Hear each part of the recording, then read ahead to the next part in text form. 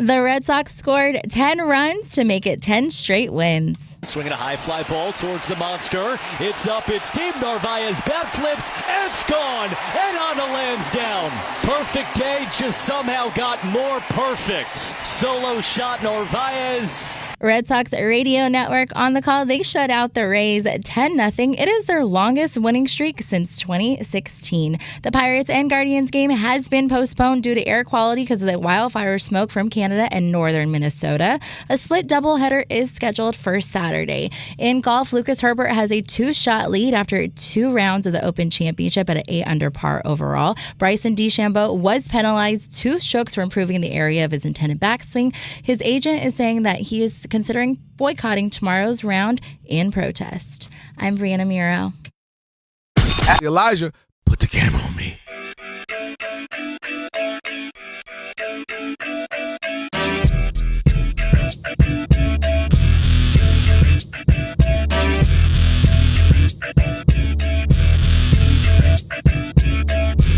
Sweetie.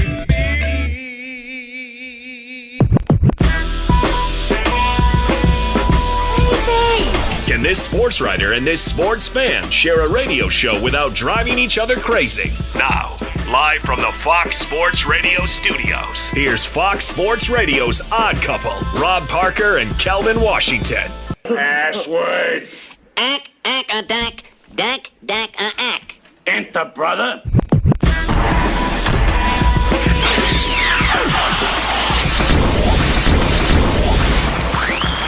That's right, enter, brother. You are here too, Alex. It is the Odd Couple. Kelvin Washington, and as you heard, Rob G is in for Rob, who has been out all week. Of course, enjoying a little vacation time, deserves it. So I ain't mad at that. On this funky Flashback Friday, we have a lot to get to, of course. So let's jump the show off. 877-99 on Fox, 877-99 on Fox. You're going to, of course, need that number to get in on the show. And, of course, you can find us on YouTube as well.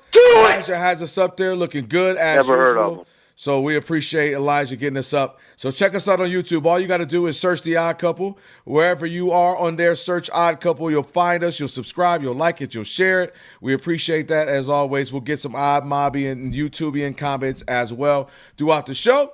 Still a lot left. And we got to have, of course, next hour, we will have Mark Funky Comagina is actually going to join us in our last hour. I take that back. We'll have Brandon, Mark Funky Medina joining us. We're going to have Last Call as well, and a whole lot to get to on this Friday. We're going to bring in the Odd Couple crew because we couldn't do the show without him. Rob G is producer extraordinaire / co-hosting this thing. What up, Rob G? Bud Mexican. What up, K-Dub? Glad to see that Hold you're on. alive. Your house was burning down, I heard, over the weekend. You had some situation going on where you had to pay thousands of dollars, and I'm glad that you're here. Mind your business, okay? Mind your business. And in fact, I'm looking at my hard-earned money right now. It looks good. He did a great job. I tell you what, adulting is a mug. Adulting is, they don't tell you about this. Everybody's going to listen. If you are a young man right now, a woman, and you're in a rush to become an adult, take your time. Don't do it. Take your time. It's a lie. It's well worth it once you get there and everything, but dang it is hard because, as you know, Rob G, once you own a home, it's on you. Yeah. It is on you. I grew up in apartments and townhouses and condominiums growing up most of my life. So a lot of the stuff, oh, this broke, you call the landlord or you call the front office, they'll take care of it. Boy, but once we've been in this particular house, we've owned it now for some years. We owned a condo too before this back in Michigan. But my point is, when that thing breaks, it's on you. Yep, Dub, When you'll that appreciate thing breaks, this, man. it's on you. My oven, got the oven and the microwave stacked on top of it. Yep. The glass door to my oven shattered like 3 years ago. Have I replaced it? No, sir, because they said the cost to replace that piece of glass, might as well buy a whole new set. If I got to buy a whole new set, I'm not just getting the oven, I got to get the microwave. I'm not just going to get that, because then the fridge is going to look bad. I got to get all 3 of those all at once, plus a dishwasher. So you know what? Just give me the oven with a missing piece of glass. I just won't use that often. That's Big facts. Listen, our refrigerator, it's so bad, Rob G. The kids know, like, oh, if I open it on this particular time, the water's going to splash because the ice ain't working and stuff is leaked. They just know. So I got to get that fixed ASAP. But adulting is a doozy. Rob G here, of course. And then we got Alex on the ones and twos. Alex, you're a hidden talent. No, he's not. You are a hidden talent. You are. At this point, it's not hidden anymore. We all know. Yeah. Your talent's well established. What is he doing with sleeves on? Oh, no. Yeah. Why are you hating right now? It's okay. I ain't. I'm just shot. Elijah, put the camera on me. The It's camera cold. is on you. It's 126 degrees outside. Not in here. It's 62. All right, whatever. Also, K-Dot, why are you lying to people and saying adulting can be fun? That's a lie. It can. No, It it's is not. fun. No, it has its When do you days. spend Don't a get week it doing nothing? Huh? When is the last time you spent a week doing nothing? No, I heard you. Yeah. Hey, I'm off one of the jobs next week. I'm off TV. yay. So at least I'll have that. I'll be off TV, and I'll still be with you, mother lovers. But who's was that Bree? If I saw it, Bree, if it is Bree, it is for we. And so shout out to Bree. She'll get you update. And lastly, it is the sweet one. And lastly, our social media guru. Who? Our social media. Who? Who? Never heard Elijah. of him. Never heard of him. That's right. Getting us up and pretty on the socials, looking good. So everybody's here. The gang is all here. We're ready to get to it. Rob G, man, we got a lot to get to. And we're going to start with this. The fact that, of course, now we know in a matter of, 48 hours, we should have a champion when it comes to the World Cup. And Argentina is there, looking to repeat. And Spain will be there as well. But a lot of people, we've talked about this. And Alex, a.k.a. Lexi, you know, a lot of people have smoked with Messi in Argentina and saying they've been lucking out, they've been getting fortunate because of this. You have other opposing coaches, even as far as saying the referees are in on this, and they always are. And so Messi finally clapped back a little bit. Yeah, that's big fact. There's a reason why FIFA Fix It for Argentina has been See, trending during every single one of their matches, right? Whether it's some shoddy VAR work, a really weird red card out of nowhere. They seem to be getting all the balls bouncing their way. And Messi's had enough of it. Credit to him, the greatest soccer player of all time, put his name on it and said he had an issue with what people are saying. He said, quote, "We've been the best over these past 4 years. Either you like it or not, and no matter what anyone says. Once again, we have established ourselves among the top 2 teams in the world. That proves that everything we've done is no fluke and that nothing was handed to us. Reaching 2 consecutive World Cup finals is something very few achieve, and this group has done it. If we had lost to England, there would have been people coming out to spout nonsense, but we didn't even give them that chance." What you got to say? Is he wrong? He is not wrong, but he's a little bit wrong. So he's half wrong because this Argentinian team, again, big soccer guy over here, this Argentinian team reminds me so much, you'll appreciate this, Dub, of the 2024 Kansas City Chiefs. Patrick Mahomes, Lionel Messi, one guy at the peak of his powers, one guy still at the peak of his powers. Easily, arguably, the greatest to ever do it in their specific positions. What they both had going for them, though, is flashback to those Chiefs team. They win off a guy catches a touchdown, falls out of bounds in the back of the end zone, Isaiah Likely. Mm-hmm. The Raiders have a game-winning field goal, and the guy bobbles the snap. The Broncos miss a chip shot field goal. They get one block. Like, all the things happened in their favor. That's not even considering the fact, and you know that you remember you were alive back then. How many times during that season did we see during a game, oh man, the Chiefs got the refs in their back pocket. Once again, the referees are out trying to help out Patrick Mahomes. It's happening one more time. And they just kept finding ways to win. They were 15-1 before they sat everybody in week 17 or week 18, I think it was, week 18. And nobody actually thought they were that good of a team. You recall. I think Rob Parker said they're the worst 15-1 team I've ever seen. Well, there's probably been like 2 or 3, so it's not that hard to make that distinction. But that was the narrative coming in to the postseason. Man, your luck's going to run out eventually. I'm telling you, it's going to run out. You can't have all these things happening week in and week out. It's not going to work out that way. And what happened as soon as they got to the Super Bowl? They ran into a team in the Philadelphia Eagles who was not going to beat themselves like other teams had. They were not going to get the benefit of the doubt from their officials, and they were not going to have so many things just kind of happenstance in their favor. That's what's going to happen here to Argentina on Sunday. When they face Spain, and you've talked about this on the show earlier this week, this is arguably the single greatest defensive unit in World Cup history. Coming into this week, the lowest amount of goals scored or given up by any team during a World Cup championship run was 2. Spain, as of right now, is sitting on 1. If you look at the raw stats, their team is first in shots allowed per possession. They're first in quality shots given up. They control the ball. They don't turn it over.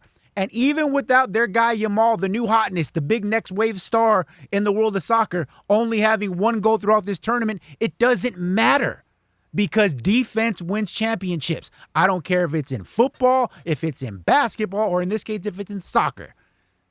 Argentina's Cinderella run, if you can call it that, but this happenstance, this very fortunate run that they've made to the final is going to come crashing down on Sunday because they're going to run into a team that is not going to beat themselves. They're not going to make the tactical errors that England made, and they are just primed to take advantage of all the miscues that Argentina has been making throughout this tournament.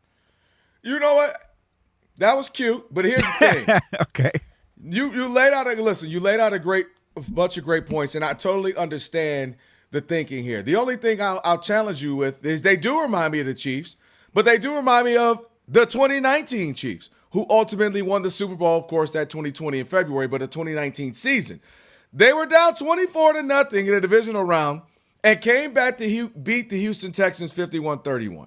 Down 10-0 to the Titans and came back 35-24. Then they came back down from being down 20-10 in the fourth quarter to beat the San Francisco 49ers 21-30. And it reminds me of them in a couple of reasons. That they don't beat themselves, they locked in, and they said, we're still in this thing until it's triple zeros on the clock. And we also have the best player in the NFL, in this case, the best player in football, but I'm talking about the one you actually play with your foot in soccer and Messi. And so while I'm completely with you, and as you mentioned, I talked about the fact that defense wins championships across all leagues, across all sports. The difference, what I see here is where everybody's all Argentina this, Argentina that. Are there some favorable moments? Yes, but like the Chiefs got favorable moments at times, and I'll admit it seems like some favorable calls.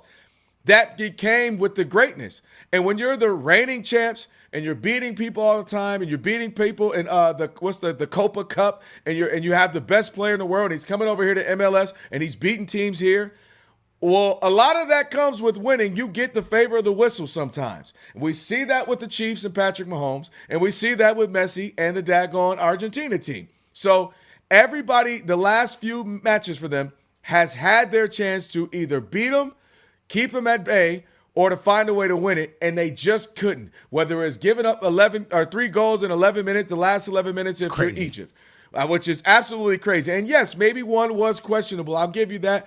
But you the team, Egypt, you can't give up 3 goals, right? And if you're England, you're feeling good about what you do, they come back and win, and Messi's out here reminding folks of how great he is. Switzerland, the same thing.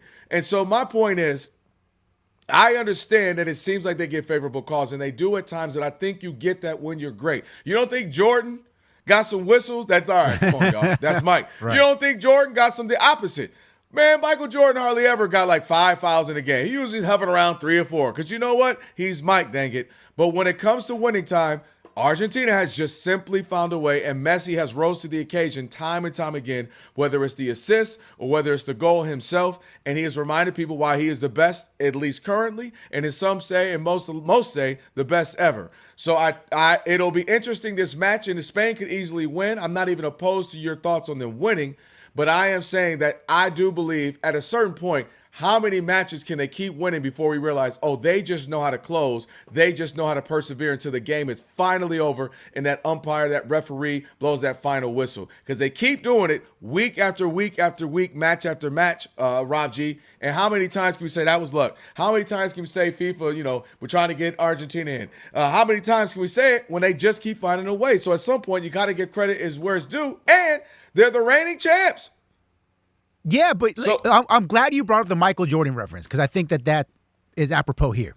There's a viral video, I'm sure you've seen it, where Michael's talking to a referee and he's like, why'd you call the foul? He's like, because I didn't see it. But I believe you, Mike. I believe you, Michael. I believe what you said. If it was a foul, I'll get it for you next time. You've seen that, right? I'm not saying that that's happened exactly here during this tournament, but something similar has happened like that to Argentina throughout this run. Because it's not just the fans saying it, it's other coaches, you mentioned it from Egypt, it's other players who have said it. So they're all aware of it. And the narrative has been, we just got to get Messi to the final. We got to get him as deep into the World Cup as humanly possible. That's what the narrative was. And I believe when it comes to the shoddy officiating, that ended in the last round. And I thought that was a legitimate win by Argentina. Where they won is because England made a tactical error where they decided we're going to go into the prevent defense, so to speak. And you know anything about football, both in soccer or American football, all prevent does is prevent you from winning.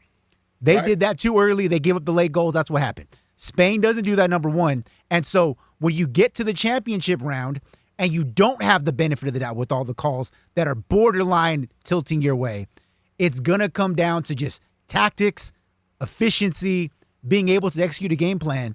And Argentina, even though they find ways to win throughout this tournament, I think even you can admit, because you watch a lot of the soccer of this tournament, they have not played their best throughout most of it. I completely agree. And Spain, on the flip side, at least defensively, has been locked in every second, every minute of every match they've played. And I think it's only going to be ratcheted up even more on Sunday. So I haven't even done the prediction side of this. I agree. If I'm making a prediction, I believe Spain wins. But I think the larger macro conversation, to Messi's point, is where I'm going of.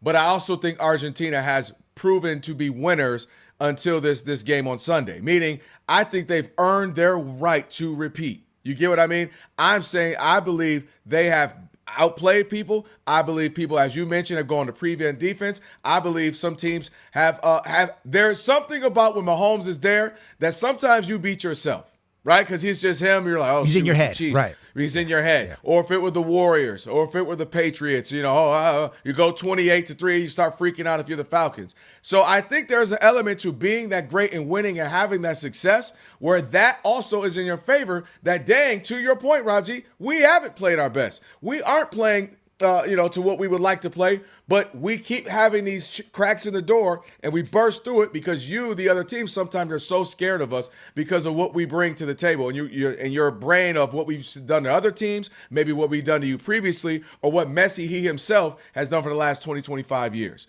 So I just think there is something to that where it's Patrick Mahomes is doing it to you and the Chiefs are doing it to you, or you do it to yourself, you cheddar Bob and shoot yourself because you're freaked out of what they can bring. So let me do something for both you guys since Rob Parker's not here. Here we go.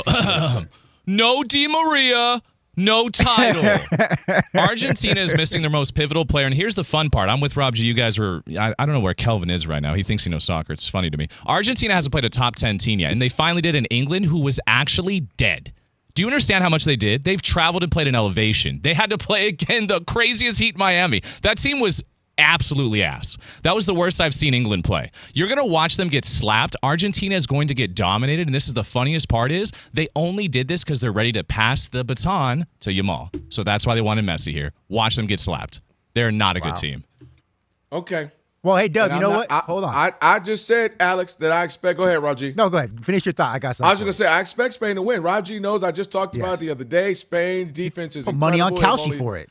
Yeah, exactly. So that is a sponsor. I'm just saying the only thing I think we're putting too much dip on that chip of the idea that Argentina is just lucky and it's because it keeps being an excuse, Alex. That's my only point. Well, England did this. Well, they did that. Well, America only did. Keeps being excuses, and yet here we are again with them right back in the final. I guess, but they were helped the whole way. The hardest team they played is England, and they were done. They didn't have no gas, like Rob G said. They barely scored a goal. The hardest team they played, England. They beat barely.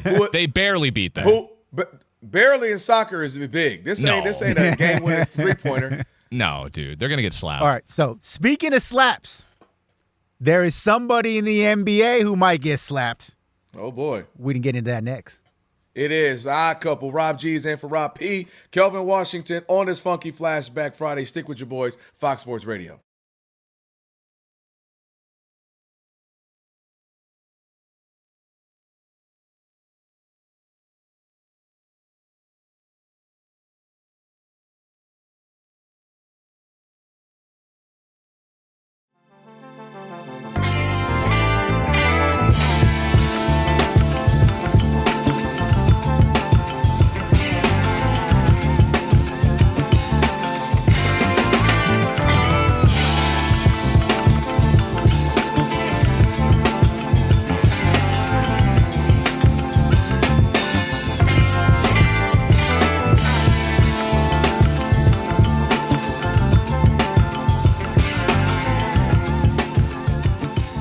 All right, let's get to it. Giannis, Rob G, he actually had a chance to finally speak. Look weird seeing him up there with Pat Riley, but new day, new team for Giannis. Yeah, Rob G stepped out real quick. What's the you talking about the Giannis thing?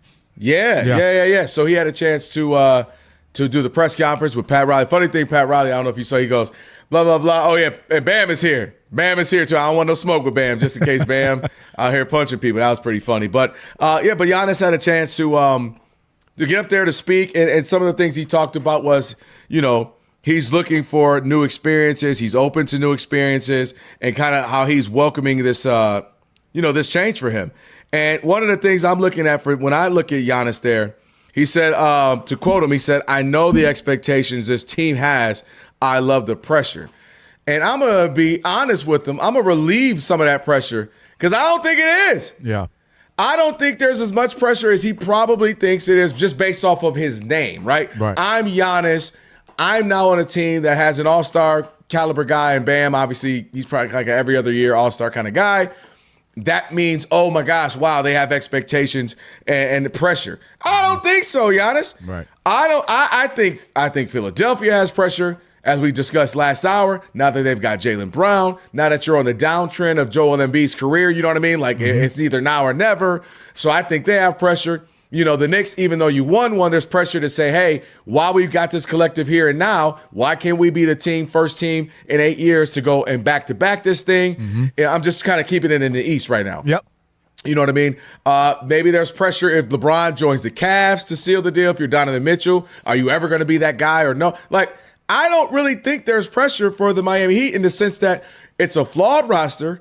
The roster isn't even filled out. We don't even know who's on it. Is anybody going to shoot a three here? Right. And there, be a shot creator. You got Giannis, you got Bam, you got Andrew Wiggins, you got Bobby Portis, but it's like there's no real wing players. So as much as he probably thinks it's your boy, I'm an MVP candidate every year, I'm a champ, I know it's about to be pressure.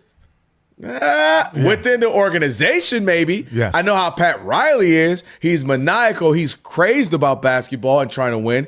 But I don't think Joe Public, really, there's pressure there.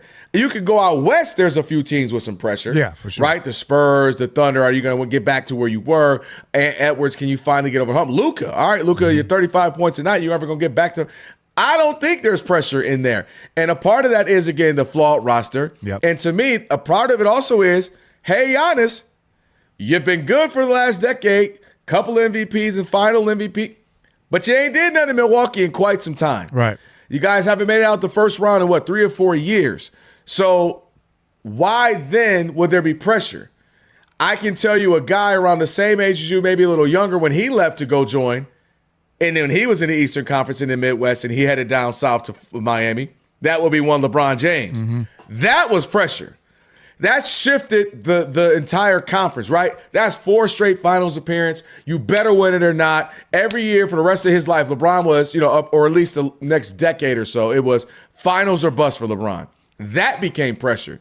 And Giannis, I think, is overstating, like, you're not that. No, and I mean no shade. Right. You weren't even doing that in Milwaukee. Yeah. At least LeBron was getting the Eastern Conference Finals in Cleveland with not much help. He was getting to finals, with not much help. And then obviously Giannis, to his credit, he won one. So I can never take that away. But I'm just saying the last handful of years hasn't been great. It's not like you were dominating and getting the Eastern Conference Finals to the finals. So I don't really view Miami as pressured, Kerry. I think there'll be a top 6, 5, or 4 seed. Like I don't expect them to be top 3, 4, 5, or 6. Just because you do have Giannis, he's still incredible. You still have Bam, who's a really good player, and I think they'll win some games for sure. But I don't view them as if they got knocked out in the second round or something like, oh, it was a terrible season. Oh, they bust, they understay. Like I just don't. Do you? Yeah, I think this team, there's no pressure. Obviously, internally there is. It's the Heat. They think they have a way, and it's I think we have believed for a while there is a Heat culture there as well. So they're going to be internally fixated on trying to be the best version of themselves. But right now, as this team is constructed, man, this team is right now, in my opinion, maybe a play-in team. I don't even know if they're top 6 in the moment. I think if we sat here and tried to flush out all the teams that we think are going to make the playoffs in the East, this team is an afterthought after those first 4 possibly, right? So maybe 5, 6, 7. I know what you mean, but I could even see them being a play-in. there's no pressure in that. And I think with Giannis, you talked about it. He's been on a Milwaukee team that would be probably a comparable roster.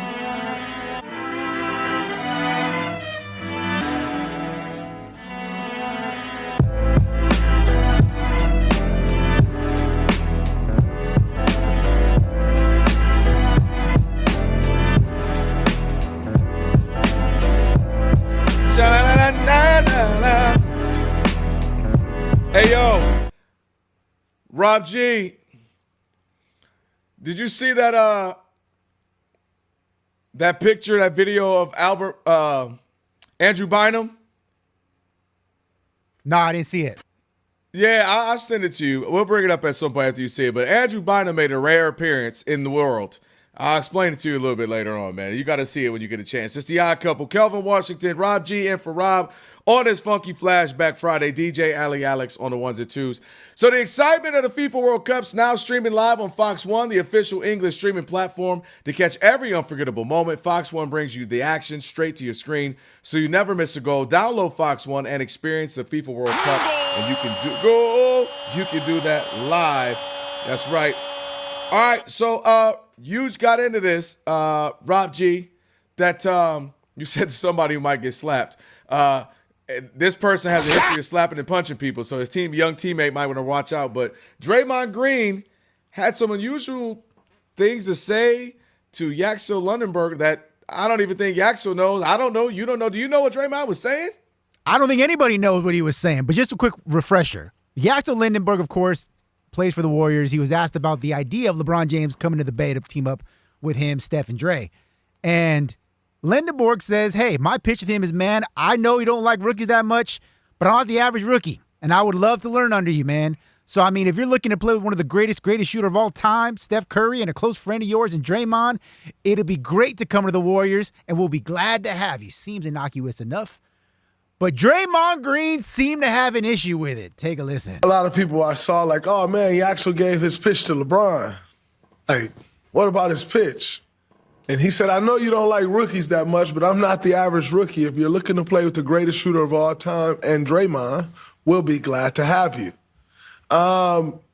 Is the pitch too weak or too strong? I don't know. I think the pitch is pointless, you know. But it's fine. Training camp is coming soon enough, and, you know, you got to rein the rookie in a little bit. You know, teach him a few things. Training camp's coming soon enough. And I think you all know why I'm hitting that training camp. And, yeah, it'll get here soon enough, Yaks. Enjoy all your media. Training camp's on the way. It'll be here before you know it. Summer will be gone. The training camp will be here, and the journey starts. And, yeah, Yaks, it's on the way. Rob G, I cannot express to you how much nobody on earth except the mind of Draymond knows what he's talking about. But I do have this to add to that. And I'll tell you that after we talk to Bree, she's going to get us updated, because if it's Bree, it is for we. What's up, Bree? Happy Friday, guys. Happy Friday. Happy Friday. Oh, thank you so much, Calvin. That's so sweet of you. Thank you. All right, guys, starting off in Major League Baseball right now, it is scoreless between the Dodgers and Yankees. It is the top of the second inning. Shohei Ohtani is not pitching this weekend, and instead of getting his knee drained over All-Star break, he just got a lubricant injection instead, hoping to pitch on Wednesday against the Phillies. The Rays are shutting out the Red Sox in their doubleheader game 2-0. It is the bottom of the first. Earlier, the Red Sox have won 10 in a row. They beat the Rays 10-0. It is their longest winning streak since 2016. In golf, Lucas Herbert has a 2-shot lead after 2 rounds of the Open Championship at 8 under par. Bryson DeChambeau was, I think, unfairly penalized 2 strokes for improving the area of his intended backswing because he stomped on some grass when he in the rough on the 5th hole, which he bogeyed, so it didn't even matter. He is now 3 shots off the lead instead of 1 shot. His agent is saying that DeChambeau is considering boycotting tomorrow's round in protest. Good. No, I agree with you too. I don't think I would just never come back. I wouldn't even. I mean, you're not gonna never come back, but I definitely feel like he took some offense to that, right? Justifiably. And it was a long conversation that he was, and like I said, he bogeyed off that hole anyway. Not that I'm like a golf expert, I'm just learning. But you're a golf expert. No. You came in. I really like my 8-iron, Rob G. I want you to know that. I ain't gonna lie, that's what she said. She did say I that. did say that. You know, she walking with people. It's real when she goes to the water cooler doing her practice swing. Okay, you really trying to get out there, B. I'm trying. I really am. So my 8-iron is my favorite. Upgrade your FIFA World Cup 2026 setup. Build it like Beckham from living room to lawn with the Home Depot and take the fast free delivery. Assist the Home Depot official FIFA World Cup 2026 supporter. Subject to availability, France and England will play in the World Cup bronze matchup on Saturday afternoon at 5 p.m. Eastern on Fox, while Spain will take on Argentina in the World Cup final on Sunday at 3 p.m. Eastern time. Another football, the NFL has suspended Arizona Cardinals personnel executive Ryan Gold indefinitely for violating the league's gambling policy. Back to you guys. All right, Bree, thank you so much. Odd couple, Kelvin Washington, Rob G is in for Rob Parker on this Funky Flashback Friday. And it's time to get your financial portfolio game ready with Webull. Get powerful investing tools and real-time data all in one platform. Get started by downloading the Webull app today or visiting Webull.com. Webull Financial LLC, member SIPC, FINRA. Investing involves risk. And for more information, make sure you visit Webull.com/disclosures. We got Tire Rack Play of the Day on the way as well. Plus something interesting Adam Silver said. We'll get to that. But I want to get back to this Draymond. Boy, I tell you, Rob G, you ever got that friend that swears they're funny, but always seems to miss the mark? That joke just doesn't land. Yep. You like, man, this dude. And it's so bad. Let's say you're trying to holler at some girls back in your day, and the girls look at you like, dude, what does he say? And you're like, you don't want to throw your boy under the bus, but you're like, I don't even know what he's talking about. That's Draymond. Remember he tried to crack the joke on Chuck and took it too far and made it awkward, and everybody looked like this is getting weird. Like, Draymond misses, okay, I could have missed that and that'd be fine. You could have missed that and that'd been fine, right? Because I'll tell you why. Because Yaxel, Lindenberg might have been like, all right, hey, they asked him about it. Rob G, and he goes, I don't know what he's talking about. I have no idea. I know I'm just scared because I don't know if this means they're gonna rookie haze me. Yeah. He said, I hope they tone down with all that rookie hazing. But he said, I don't even know what he means. I'm just scared. What am I walking into? Nobody knows what Draymond's talking about. Nope. And I think you know what I mean. Y'all know? No, we don't. We don't know what you mean, Draymond. Oftentimes we don't. And oftentimes we feel like you're just talking. And this is another case of it. And so I just don't get this is training camp. Because, yes, we know that, or you can't wait till training camp. But what are you proving? What are you saying? Excuse me.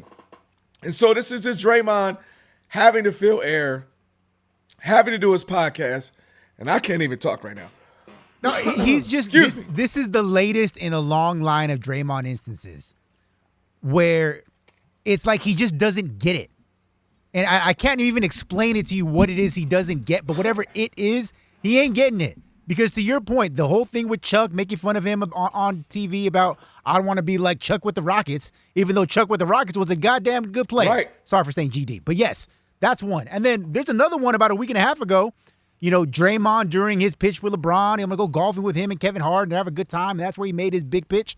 There's a video that came out from that They're after their round. They're just hanging out. They're talking trash like friends do. And Draymond starts going off on Kevin Hart, of all people, saying, Kev, I don't even know why you're here. The only reason you're here is because of your name. You shouldn't even be here. You shouldn't even be here. And it's like, is that one friend that you talk about, like you mentioned, where I make a joke of, well, you know Dub is kind of cheap. And you're like, yeah, well, you cheated on your wife. It's like, what?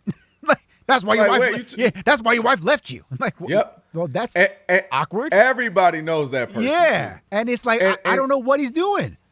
And I'm really trying to, here's the funny part.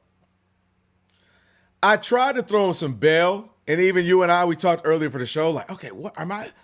Because I don't think, listen, I ain't always the sharpest tool in the shed, right? Maybe I missed something. Maybe something went over my head.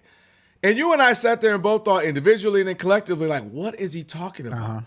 You know what I mean? And if the idea of it is, whoa there, young man, you're speaking out of turn. Well, they asked him a question about, LeBron and possibly joining the warnings, the Wizard, and he made a pitch, and it was fun. He didn't say anything disrespectful. He didn't give any inside baseball. So I'm like searching for Bobby Fischer. You remember that movie? I'm searching for Draymond's point. And I need a magnifying glass, a telescope, because I ain't finding it. And again, I think sometimes Draymond just like I'm doing a podcast, I have to talk. And I have to find things to say. And so he goes off on tangents that were really only interesting to him, or maybe some minuscule way to somebody else, like the person behind the camera, his Alex running the board of engineering. And like the rest of us are like scratching our head. So unless there's something, again, that's super inside, but clearly Axel didn't get it because he didn't even know. Right. I just don't get it. But this is par for the course. And this was happening, I'll be honest, when you're in this business where you have to talk for a living, right? You're talking all the time. You and I are getting ready to do a 3-hour show. And I think Draymond doing, I don't know, hour and a half, 2-hour podcast, whatever it is, like he has air to fill. He has time to fill. And I think he just gets going because I don't find anything. In fact, I think Yaxel's been good. He's not your average rookie. And what he meant by that is, I'm not your average rookie like saying I'm a LeBron when I was a rookie or Shaq when he was a rookie. Sure. What he's saying is, I'm 23.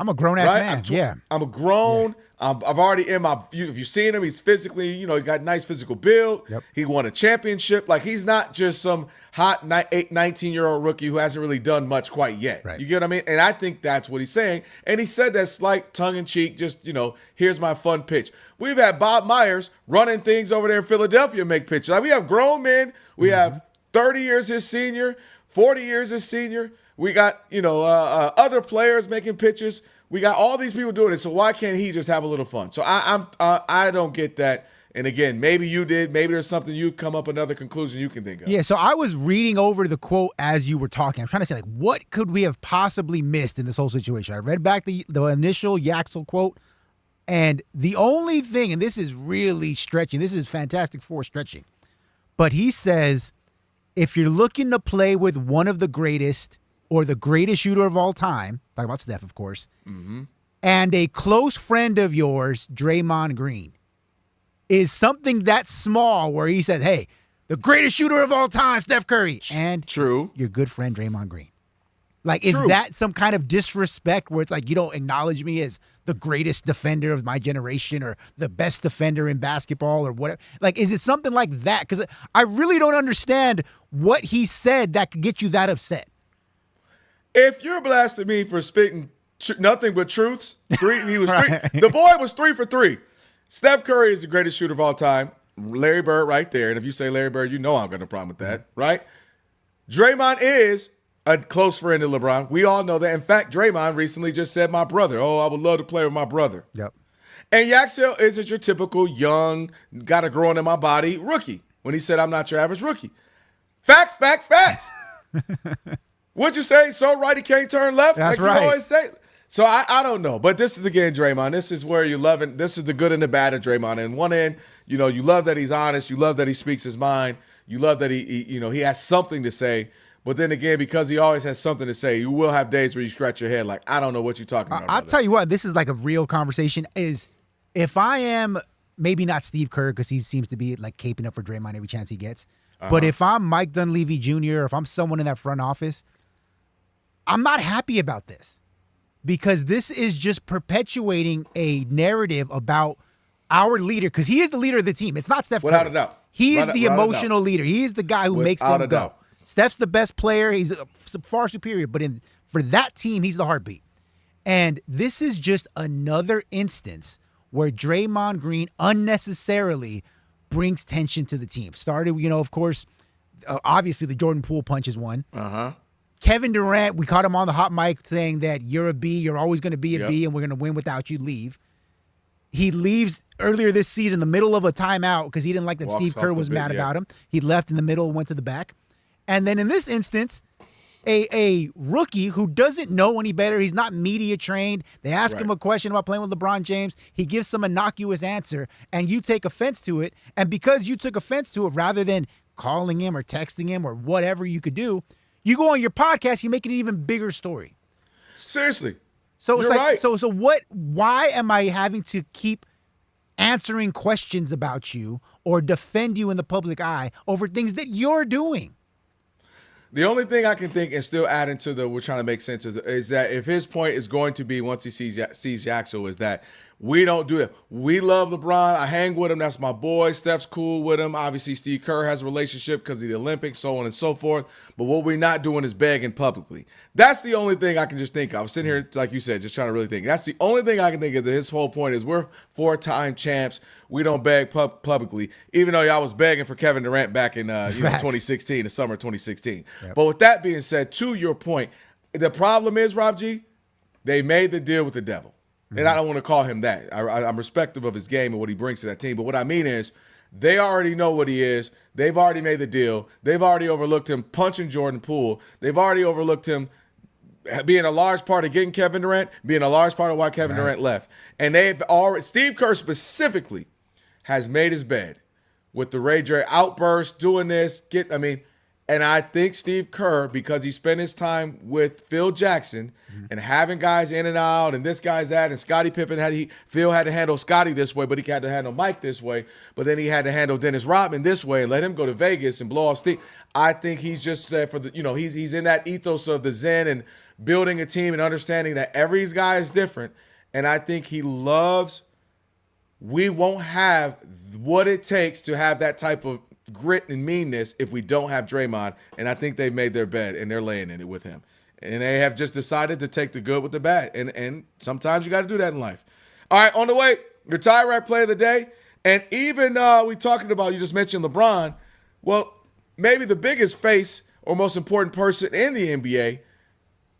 So LeBron, how important LeBron is. We'll explain what that is. It's the odd couple. Rob G is in for Rob Parker, Kelvin Washington on a Funky Flashback Friday. Stick with your boys, Fox Sports Radio.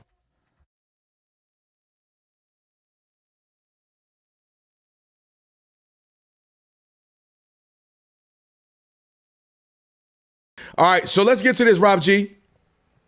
We have some more news when it comes to the NBA and circumventing the CBA when it comes to contracts. Oh, it's a never-ending story in the NBA. Players, agents behaving badly. This in the heels of the Kawhi Leonard aspiration scandal. We have another situation bubbling over, and that is because the Milwaukee Bucks, who famously gave Gary Trent Jr. 4 years, $64 million on the heels of having the single worst season of his NBA career last season, and B, back-to-back veteran minimum contracts. So as soon as that contract was sent in and reported, eyebrows were raised. Goes without saying. And as a result, today, it was made official by the NBA, by the Milwaukee Bucks. This deal is done. And as soon as they sent in the paperwork, the NBA said, well, we're going to investigate that deal. Because it doesn't seem kosher. It seems like you had some kind of wink, wink, nudge, nudge prior agreement that is illegal according to the CBA. So as a result, Gary Trent Jr., the Milwaukee Bucks, and his agent, Rich Paul, are all being investigated by the NBA for trying to circumvent the salary cap. Yeah.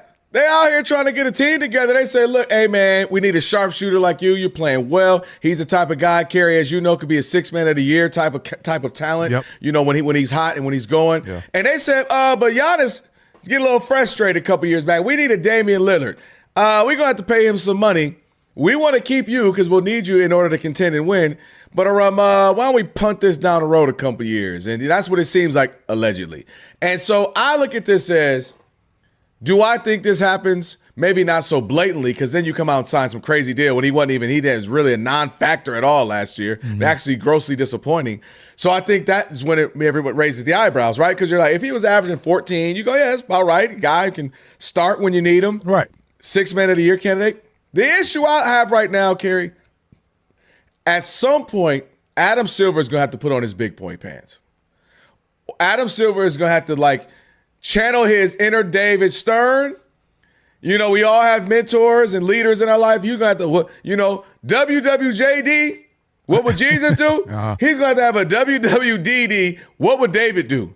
And he's going to have to start manning up and start taking care of stuff because, Kerry, it's too much happening. It's too loud. It's too pervasive. And it's all happening at the same time right now. And I'll say this. You're either going to have to do nothing, Adam Silver, and just say, hey, it is what it is. I don't care. I'm a wink, act like I care. I don't. Or you're going to have to lay down the law. Because at some point, you have to show that you're not going to be able to get away with this Kawhi Leonard, Clippers, however that works out, once we get this investigation done. Because all of this is happening at the same time, right? Because you have tanking happening at a historic level. The league been tanking, okay? We've all been watching. We know that. Every team isn't out here competing. Every team isn't out here trying to win. We know that. Owners are saying, hey, at the end of the day, I done made my surplus, my plus, and my profit. I'm in the black. So not every team is trying to compete and win. However, Kerry, we had a historic year where 8 teams lost 55 games or more. Yep. That ain't even trying. We've never had that. So, okay, now that's screaming loud. Well, last year, remember it was, Terry Rozier, okay, wow, okay, leagues, he's cleared. Whoa, wait, Malik Beasley. Oh, yeah, wait, okay, wait, he's cleared. Wait, Chauncey Billups, Damon Jones, and it's too much happening all at once. Then the Kawhi, now this happening with Gary Trent Jr. So eventually he is going to have to start to lay down the law or simply just say we don't care as long as you guys are watching, as long as the ratings are there, as long as the game is heading in the right direction. We don't care. And if I'm a player or the players, maybe you start to have a conversation of, you know what? Everybody keeps trying to circumvent the salary cap. I do believe it's happening more than just to Gary Trent or Kawhi Leonard. I just think stuff is about to get more exposed now because everybody has a platform now. It used to be you knew the set amount of reporters in the NBA or NFL, right? MLB. Yep. You knew the reporters. Everybody's a reporter now because you can have a podcast, you can have your own vlogs, you can have your own Substacks. There are way more people now who can be interested in and invested in something and investigate something. So now I think you're going to get way more things are going to be exposed because you have the people who are on the couch now digging deep into stuff. And I think he's going to have to make a decision on where he stands because if I'm the players, I'm saying, you know what? Why don't we just get rid of this daggone salary cap? Why can't we be MLB?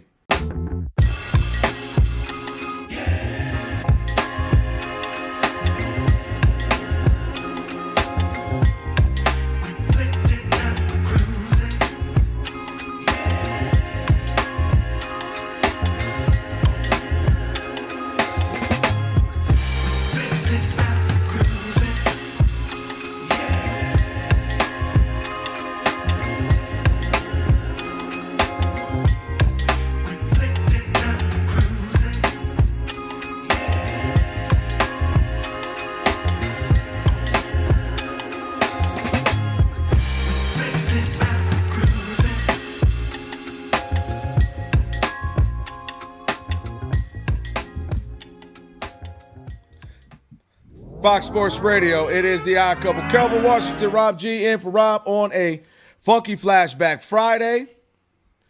Next hour, a whole lot to get to. Mark Funky Medina going to join us at about 8:30 Eastern, 5:30 Pacific. Bill Belichick is making the rounds, getting in the news a little bit. We'll talk about that as well. And I hate that song. That's right. Last hour, we'll have, of course, Last Call. And also, we'll touch on John Calipari. has some thoughts about the NBA and some players and what's happening there, some contract disputes and whatnot. So we'll talk about that as well. Right now, it is time to get into your tire rack play of the day. Swinging a high fly ball towards the monster. It's up, it's deep. Narvaez bat flips, and it's gone. And Anna lands down. Perfect day just somehow got more perfect. Solo shot, Narvaez. That is your tire rack play of the day. Brought to you by, whose radio was that? Red Sox Radio Network. Red Sox Radio, of course, right there. The Tire Rack Play of the Day brought to you by Tire Rack. And for over 40 years, Tire Rack's been helping customers find the right tires for how, for what, and for where they drive. Ship fast and free, backed by free road hazard protection with convenient installation options like mobile tire installation. TireRack.com, it is the way tire buying should be. All right, Rob G, do we have the sound from Adam Silver at all, or are we just going to say No, we do not. All right, so Adam Silver said something I thought was interesting. And I'm going to paraphrase a little bit here. But Adam Silver, of course, is as he's out there in Vegas, as everybody is, for all the stuff NBA. It's kind of been the mecca of all things basketball over the last couple of weeks. You got AAUs, you got the other leagues, other basketball tournaments and leagues out there as well. But Adam Silver actually spoke on LeBron, asked about him, and essentially what he said was, yeah, I'm going to need you to give us where you're going, Bron. And they're like, well, what do you mean? He said, yeah, we're trying to figure out this schedule. We're right there at the end of the deadline. We need to be working on this schedule, and we need LeBron to pick a team. And I love that he just kept it real, Rob G. He was like, look, we got Christmas games. We got big games. We got all these days. You know, networks are calling me. We got to get this thing figured out. Networks are calling. Hey, which game? We need to know because, for instance, you know, if you got a game where, you know, you might have a good team. Like, let's say you're going to put the Rockets on versus the Lakers. But all of a sudden you can say, wait. We could put, I'm making it up, you know, Philly against the Lakers with LeBron, former team, and all that good stuff. Oh, my bad, Houston. Houston, we got a problem because there's about to be Philly in there. So I just find it interesting that, again, as much as I get LeBron fatigue, I totally get that, right? It's been 24 years of him. The ups, the downs, the good, the bad, the winning, the losing, all the good things, all that comes with it. I fully understand that. But I just still find it remarkable that teams are holding off on a couple of dollars just in case. Teams are holding on to wait. Teams are excited. Teams are making pitches. Rookies are making pitches. Bob Myers are making pitches. And even the NBA himself, Adam Silver, is like, before we click enter, before we click print, or before we click send and send off these schedules to everybody, can you please let us know? And by the way, I'm getting a little tired of this, Brian. Come on. Make up your decision because the rest of the league and TV rights and all of that, network rights, depends on it. And I just find that remarkable, Rob G, 24 years in, that we're still here where he's still controlling things like that. I just, whether you can love him or hate him or be in between, I still think that's incredible. I mean, I feel like the only ones that I'd be waiting on will be opening night, Christmas Day, and maybe MLK Day. Because other than that, no, because Golden State's going to get enough national games because of Steph, no matter what. Miami's going to get national games no matter what because of Giannis. Philly's going to get national games because they're a big market. And Cleveland, don't get carried away. Exactly. But Cleveland might get an extra 15 games on TV if he goes there. And I would say with your Boston, your Miami, that they're for sure going to get some early. But I mean, it makes a whole heck of a difference if it's the return of LeBron to Miami. Are you kidding me? It's a whole different thing. So I'm with you. Giannis warrants national televised games. But you weren't clamoring for the Giannis televised games with Milwaukee. Yeah, but if you're the NBA, if I'm going to be waiting for anybody, it's going to be like Wemby, right? It's because I need to build the next wave of superstar. If I'm trying to hold on for dear life because LeBron in year 24 and Steph in year 18 and KD, that's part of the problem.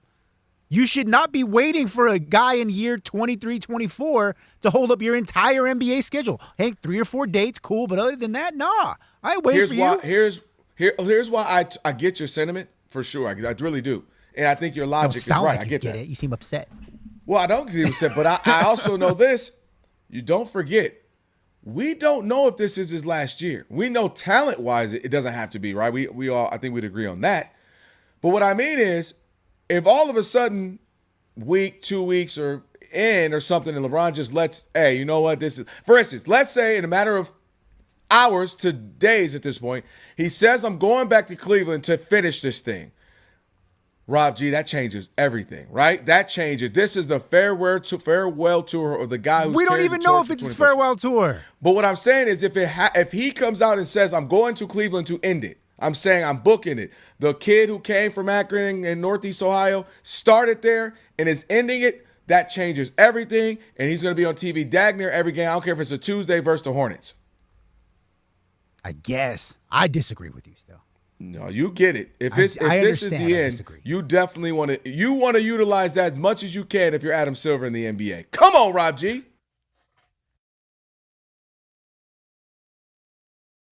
We are One.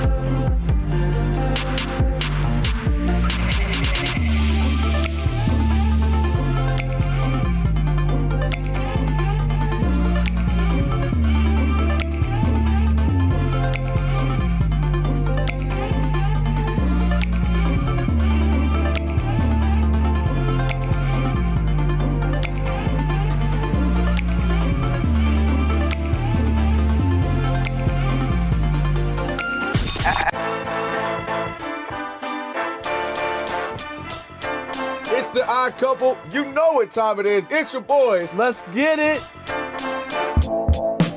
The Odd Couple is fun. Check. And informative. Check. What's up, America? You want to talk sports with 1.5 of the best-looking guys in the game? That game was incredible. You are wrong. You'll be king of the water cooler.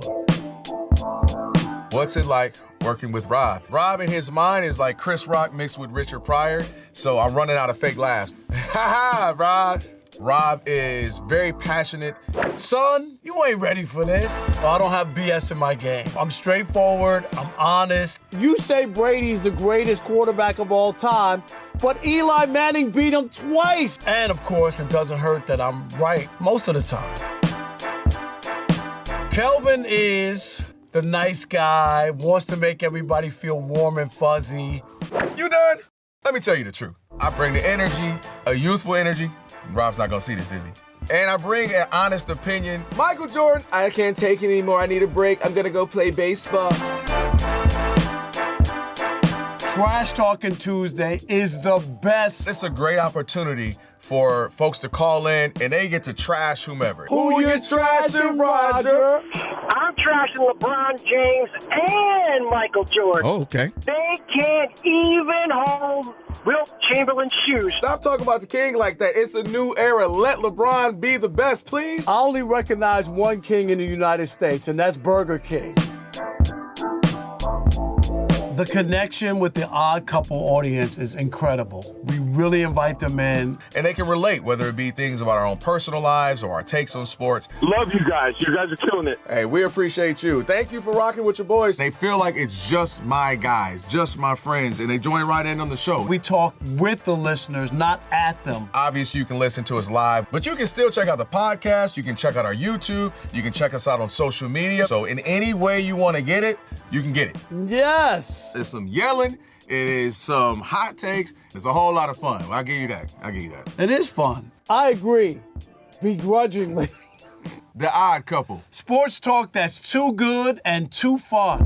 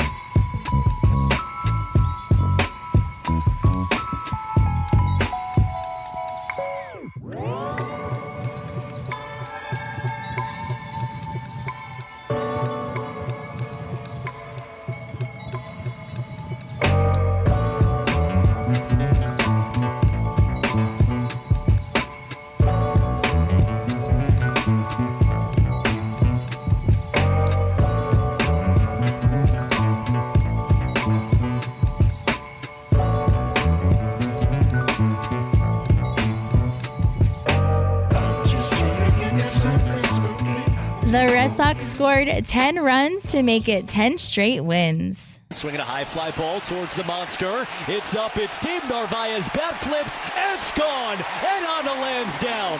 Perfect day just somehow got more perfect. Solo shot, Narvaez. The Red Sox radio network on the call. They've won 10 in a row after they shut out the Rays 10-0. It is their longest winning streak since 2016. Game 2 of that doubleheader is on right now. They're edging the Rays 3-2, bottom of the second in Boston. Dodgers and Yankees are scoreless from New York. It is the bottom of the third. In golf, Lucas Herbert has a 2-shot lead after 2 rounds of the Open Championship at 8 under par overall. Bryson DeChambeau was penalized 2 strokes for improving the area of his intended backswing. I'm Brianna Muro.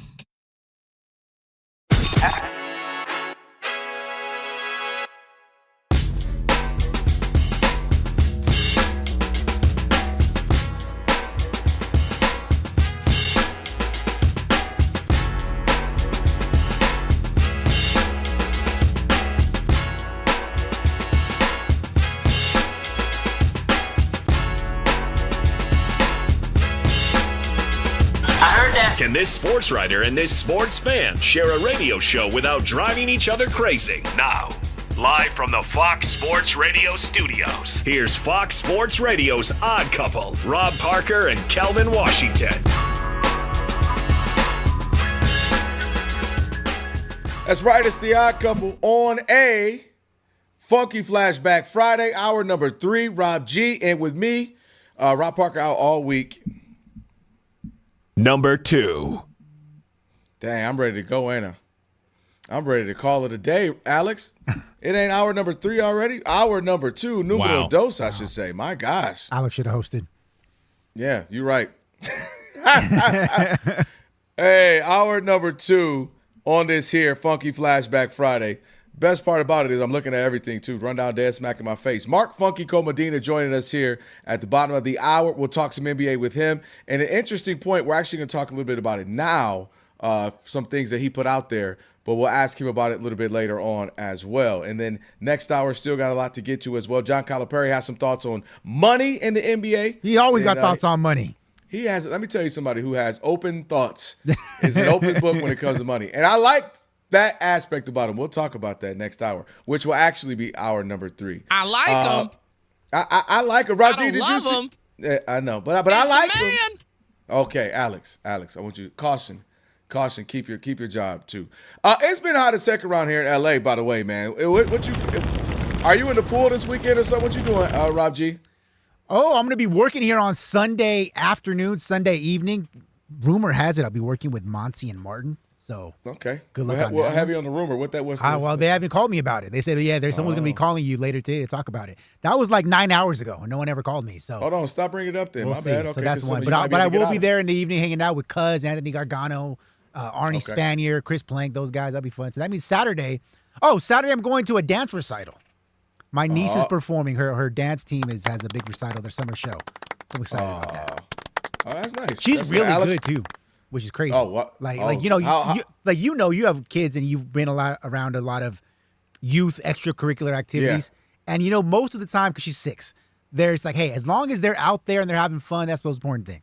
But every once in a while, you see a couple of them like, man, they're really good. Like, they really are taking this seriously and they understand the what and why of what they're doing.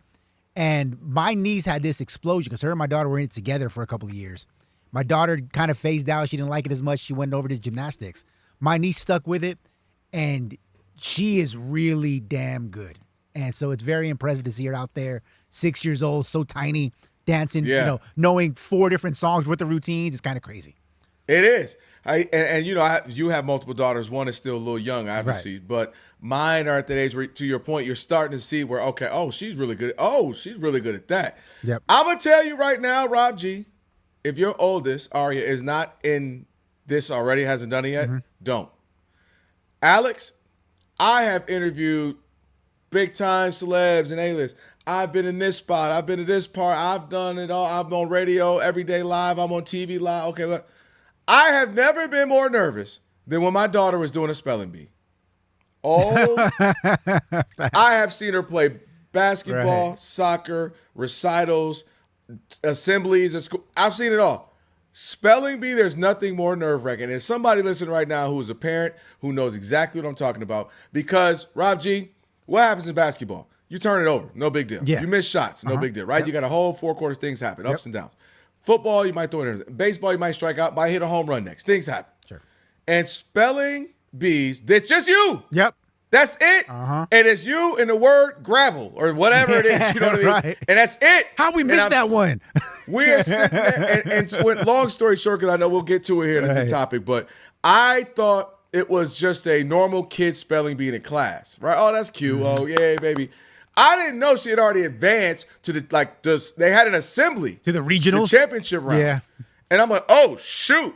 I mean, they got the review camera up there. Literally, they watch the review if they feel like you pause or you did. I mean, it was the most nerve-wracking round. She made it all the way to like the second to last round, and we were proud. Every time she had, I don't give a dang if she had to spell her own name. I couldn't breathe. I was so nervous. So if you're listening out there, your kid does anything but spelling bees, nothing more nerve-wracking because it's just on them. All right. Mark Funky Medina put something out there about interviewing Laker legend, Hall of Famer now too, by the way. Put some respect on his name, Michael Cooper, here in LA. And hold on, Raji. I'm just saying. Raji, we on YouTube. I seen it. I seen your face. When we talk about Hall of Famers and like, man, that guy's in the Hall of Fame. Shout out to Coop. Listen, it took decades. Yes. It took decades.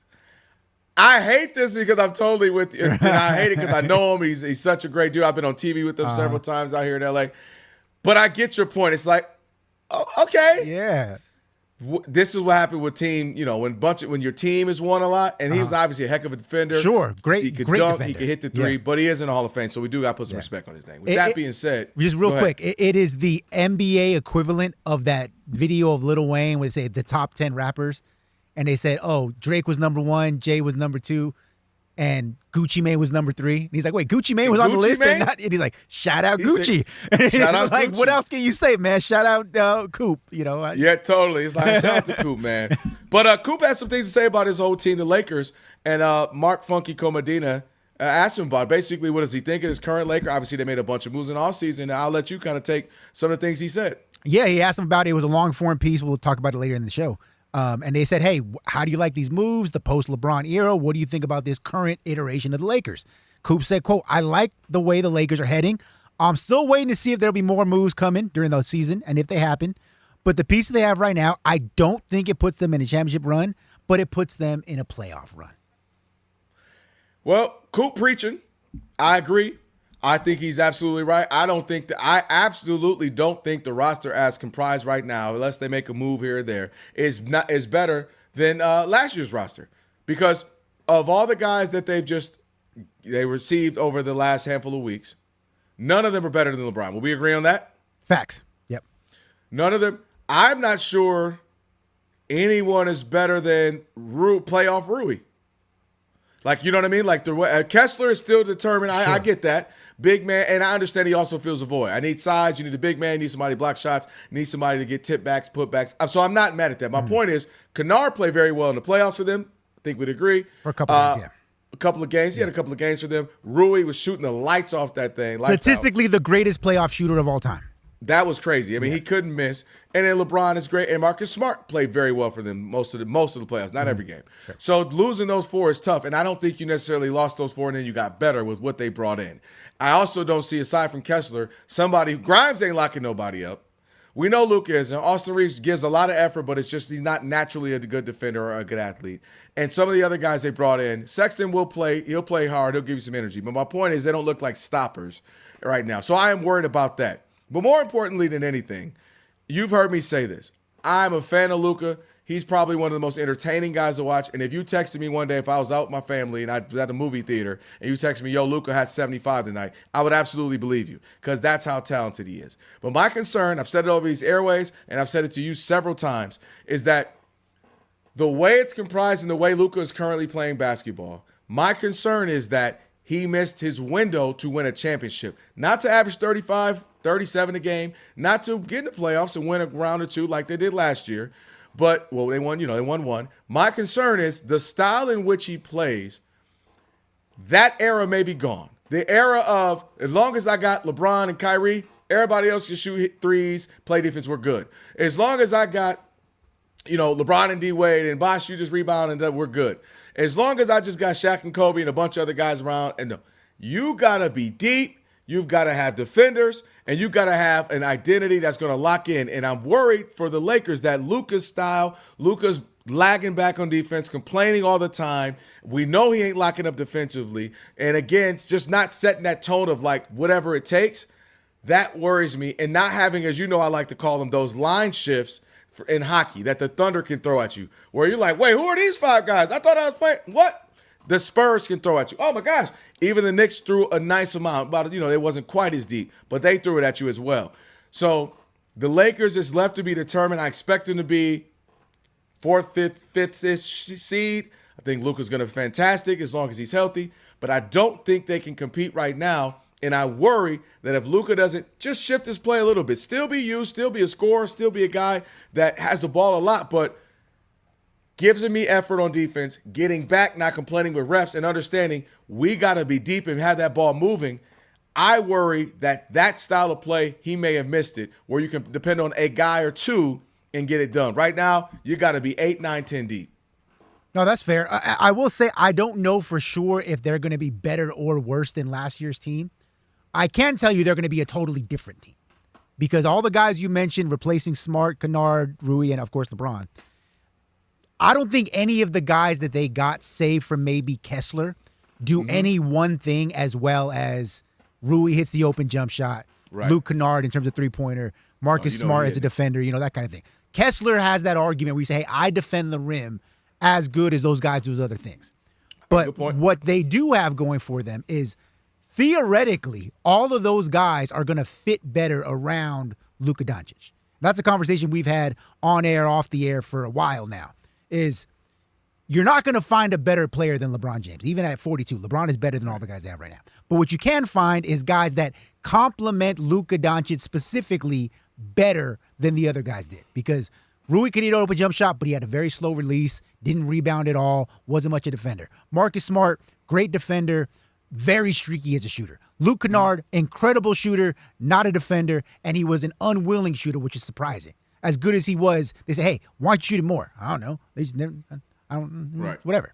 So these other guys at least can do other things as well, and they all know coming into this team, my role is X, and I'm going to be great at that role alongside Luka Doncic.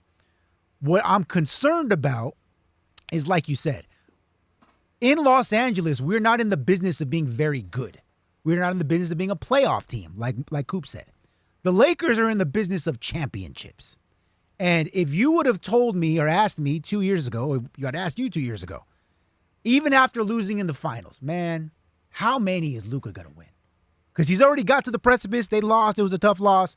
Happens to everybody. He's going to break through eventually. You would have said, man, I'll probably say the over at 2.5. He's that good, right? Mm-hmm. And then now 2 years later, and OKC exploded on the scene. We have a literal alien in San Antonio.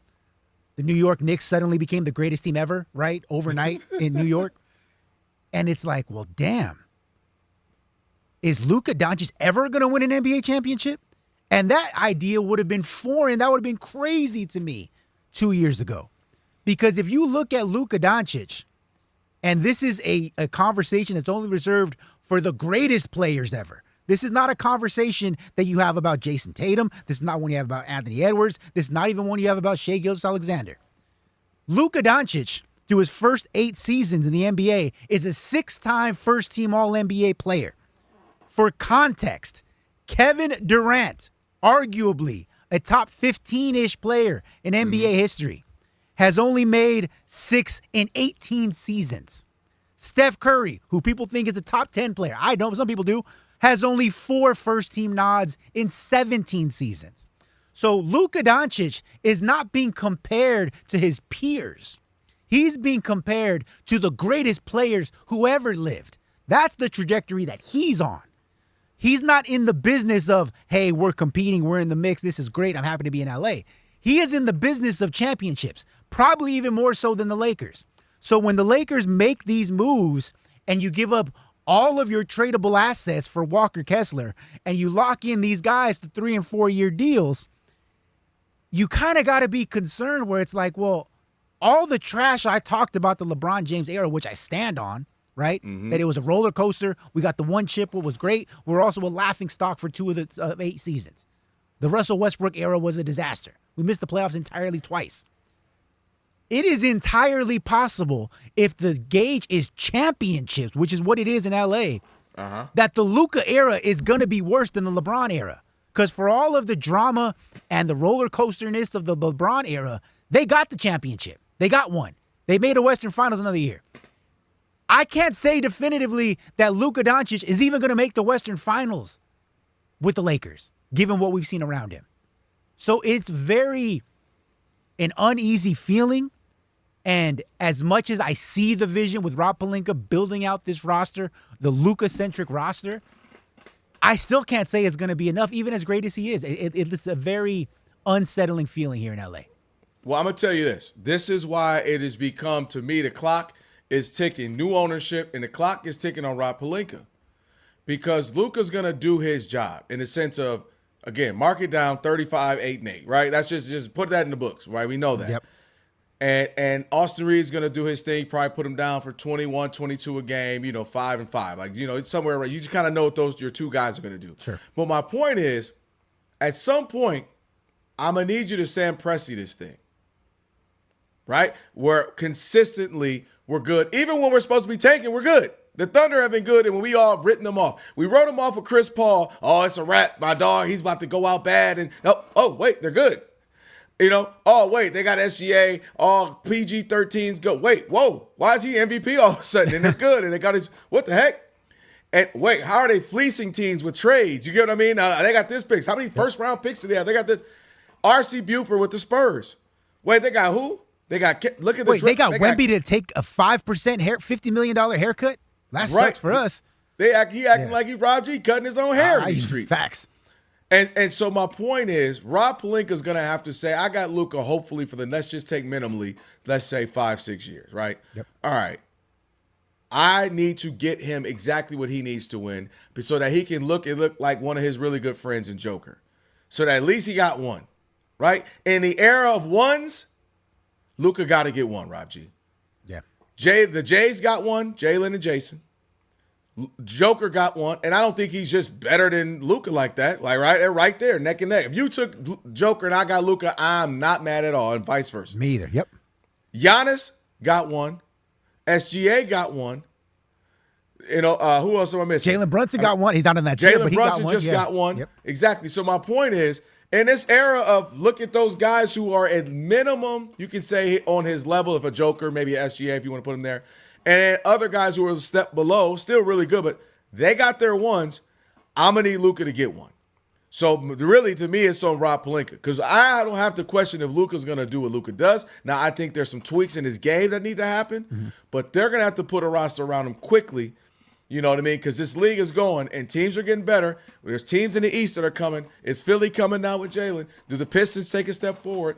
Does Orlando take a step forward? We know in the West, does LaMelo Ball, is he all of a sudden that magical piece? I don't think he is, but I'm just saying. In Minnesota, right. Because, listen, you know how I feel about Jay McDaniels. And they with Rudy Gobert, they kind of got a formula to beat some teams in the West. Denver, compete with the Spurs, not necessarily beat them, but compete. You never know. Is my point. Right. So Rob Pelinka to me is the one that I'm looking at and saying, brother, you gotta make sure in the next few years because you can't waste Luka years, Rob G. No, big facts. You can't waste Luka years. Luka's not playing until he's 38, 39, 40 at this high level. He ain't built for it. I don't believe that. I believe he has. I don't think he's gonna want to. And that's the other thing. Yeah. Just like I don't think Joker wants to. Yeah. I think in about 4 more years, Joker, I gave him my best. I want some MVPs. I got a ring, maybe 2. We'll see. And I'm out. I gave him my all. And I overachieved. I was a second-round pick. And so I don't think he's trying to be LeBron, 42 years old, still playing. So we can't waste a single year in Luka's era, especially in this era of where things are just popping all over the place. Where they win. You can't waste one because Ant might get his out finally. You get what I mean? Yeah. So I'll tell you this. So right now, Luka, the Lakers this offseason, well, counting lastly with Luka, they have committed $475 million to Luka, Reeves, and Kessler. They have no tradable first rounders as of right now for the next 7 seasons. And Luka is only guaranteed under contract for the next 2 seasons. If, as we are discussing, they don't even make it to the conference finals, are you certain that he re-ups? Yes. Why? I'll tell you. It is the odd couple, Kelvin Washington. Of course, Rob G is in for Rob Parker on this Funky Flashback Friday. Stick with your boys. It is the odd couple, Fox Sports Radio.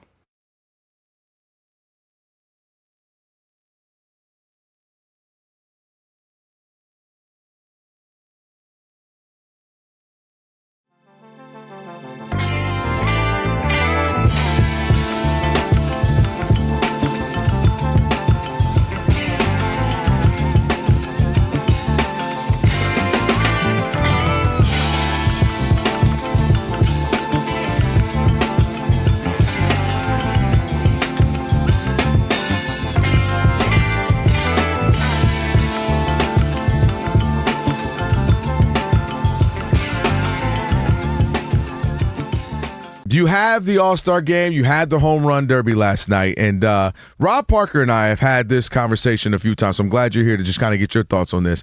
Where we are, where baseball, you have Jordan Walker, who won the All-Star home run derby, and the idea of where we are when it comes to specifically African Americans, not Afro-Latino, but blacks here in America, and where they are when it comes to baseball. Here's what Jordan Walker, St. Louis Cardinal, winner of the 2026 Home Run Derby, had to say about this.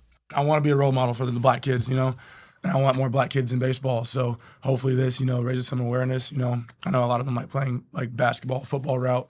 I want them to know the baseball route's open to them too. And there's a lot of good kids who are athletic enough and mentally strong enough, black kids that can play this game, and I want to see them do it. And that leads to a great question. Where are the black kids that play baseball? Are they coming? You meaning are they 8, 9, 10, 11 right now? When you look at where they were historically, you're looking at the era of obviously it took Jackie Robinson and to get this whole thing rolling, but you start looking at the 60s, especially the 70s, the 80s, and the 90s.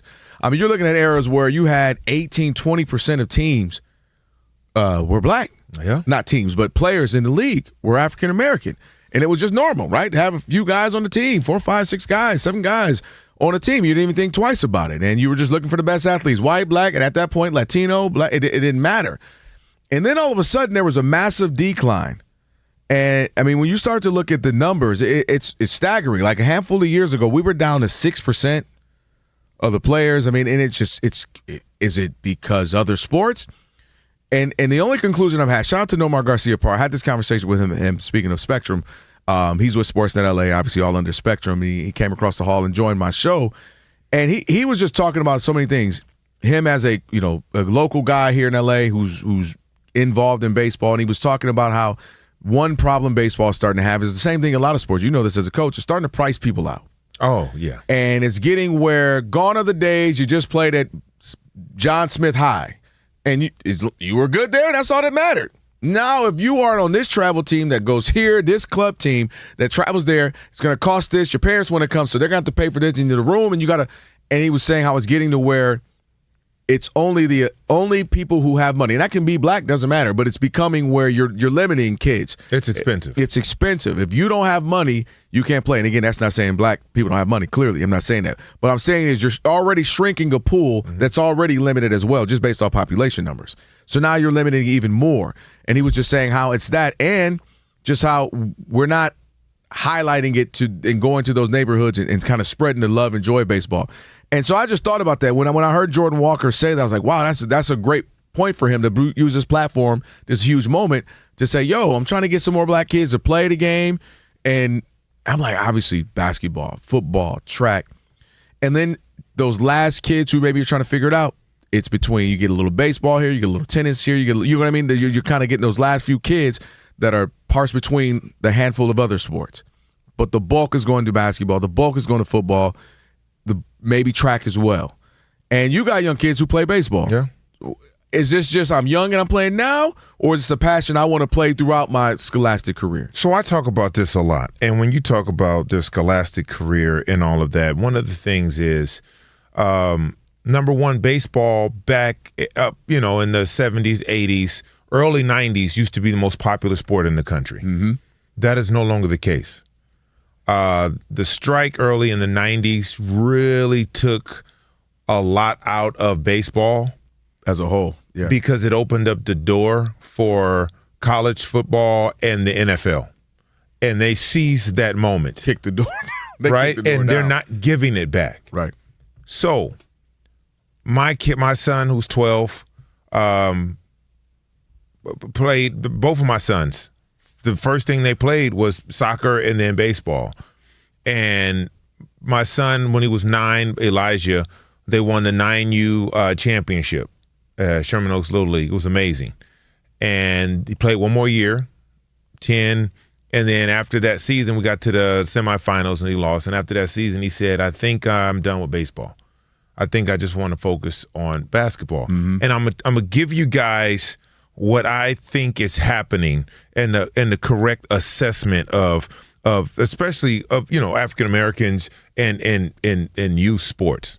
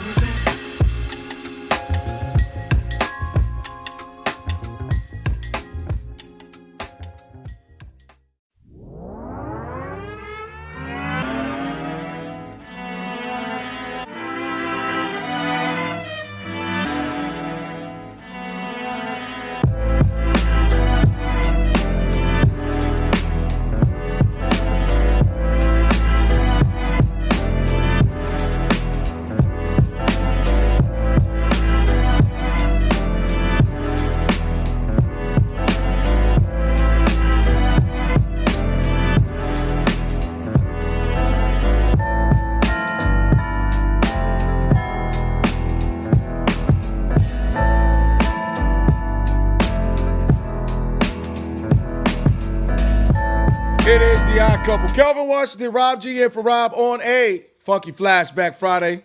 Shout out to DJ Ali Alex on the ones and twos. Getting us going here. Hey, Mark Funky Comedina getting ready to join us here in just a moment. By the way, professional truck and bus drivers train for thousands of miles, but even the best drivers need more space to maneuver their long vehicle around a tight corner. So hang back, give them some extra room, turn safely, stay clear, stay safe.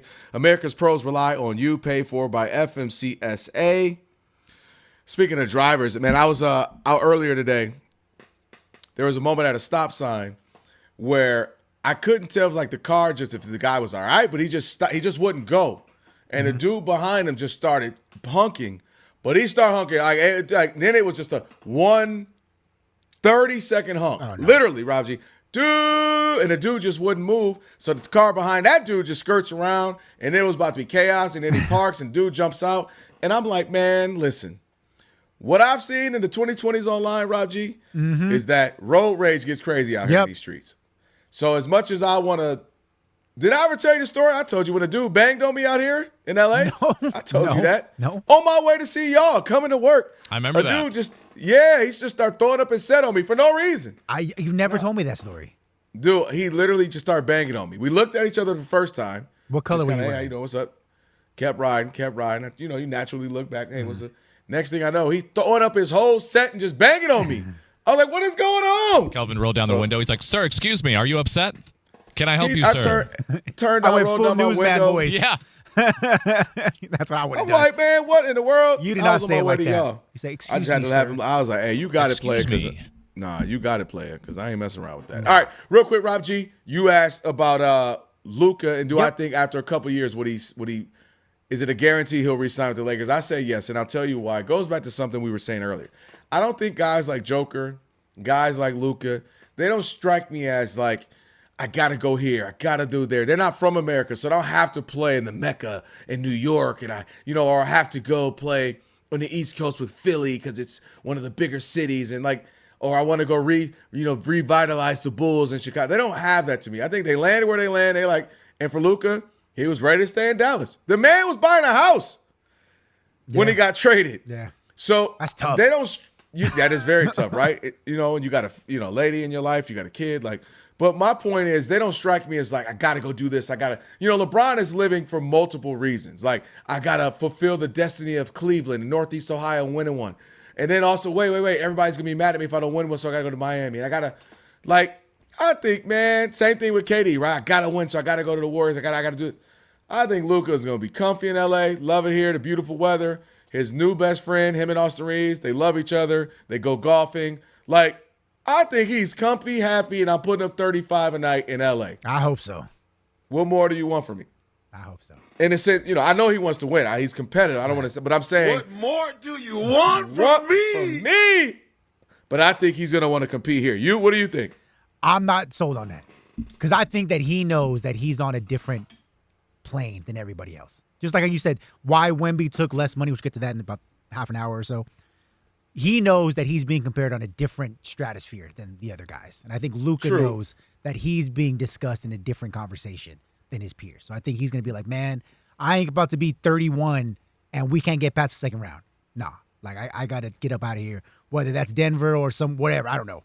But somewhere that's where he the feels only like he place. can I agree. If he wants to play a couple years with Joker before Joker calls it a career, that's the only one I definitely could see happen. All right, about to get updated right now with Bree. On the other side, we'll have Mark Funky Medina. Maybe we can ask him that as well. Bree.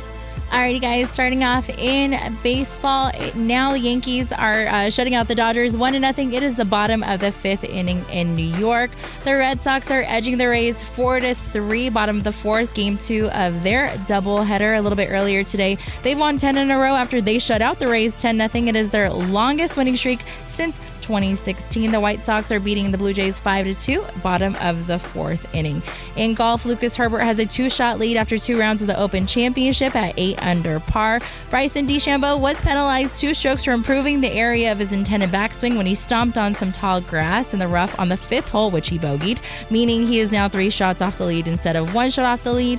There was some rumors that possibly he was going to protest and not boycott tomorrow's round in protest, but he tweeted, obviously disappointed with the ruling. I don't agree with it, but it is what it is. This fires me up. On to the weekend. Let's get it. So he will not be protesting, according to his Twitter.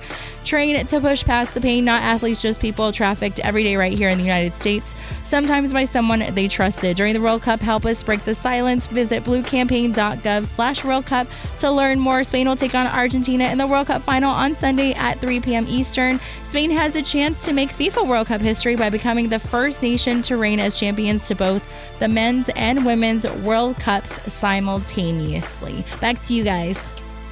Thanks, All Bree. right, thank you, Bree. Appreciate it as always. It is the odd couple, Kelvin Washington, Rob G, on this Funky Flashback Friday. Shout out to Mark Funky Medina joining us now. Fox Sports Radio NBA Insider. You can follow him at MarkG_Medina. What up, Mark? What's up, man? What's up, guys? Rob G. Congrats on co-hosting. Calvin, good to hear from you as always. Hey, I tell you what, I have a little I'm snitching right now. We were getting ready. You had a chance to talk to Michael Cooper. I said, put some respect on his name, Hall of Famer. Rob G said, Wait, Rob G, you're hating on Michael Cooper? I'm not hating. I think Michael Cooper's a great player, but is he a Hall of Fame player? I don't know about all that. Hey, Larry Bird has said he was the toughest defender. No, okay, Mark. I think Kobe said Tony Allen was the toughest defender he went against, too. I was Tony Allen getting Hall of Fame. Wait a minute. So, Rob G and Mark, we got to put Rajah Bell in the Hall of Fame. Rajah Bell, right, the Kobe stopper, Ruben Patterson getting some Ruben love. Patterson got to get in there. You know what? All I can say is this. Magic Johnson says, if not for Michael Cooper, they wouldn't have won any of those championships. Real off tangent. You know what's funny about Tony Allen? I found out that he was so obsessed with Kobe when Ed Davis was on the team toward the later part of the years. He was trying to get intel from him in the offseason because he used to play with him in Memphis. And I learned about it when I asked Tony Allen about it. He had this like deer in the headlights look, as if all his secrets were found out. All right. Shout out to Tony Allen. He's been fun, too, watching him kind of grow as just hopping on the podcast with Paul, Pierce, and KG. It's been good to watch him there. But just go a little further into it, your chat with Michael Cooper, who says, like the moves and everything. I expect them to be playoffs, not playing in the playoffs. But ultimately, he said this is not a championship team. Tell us a little bit more about what he said, and just did you agree with him? Yeah, I think he's on point. He mentioned that they need to be better defensively. And when you look at this team, yes, they shored up a huge need with getting Walker Kessler as a great center. He's a great rim protector. But their wings, they got some guys, but certainly not the same level that they had last year with Marcus Smart.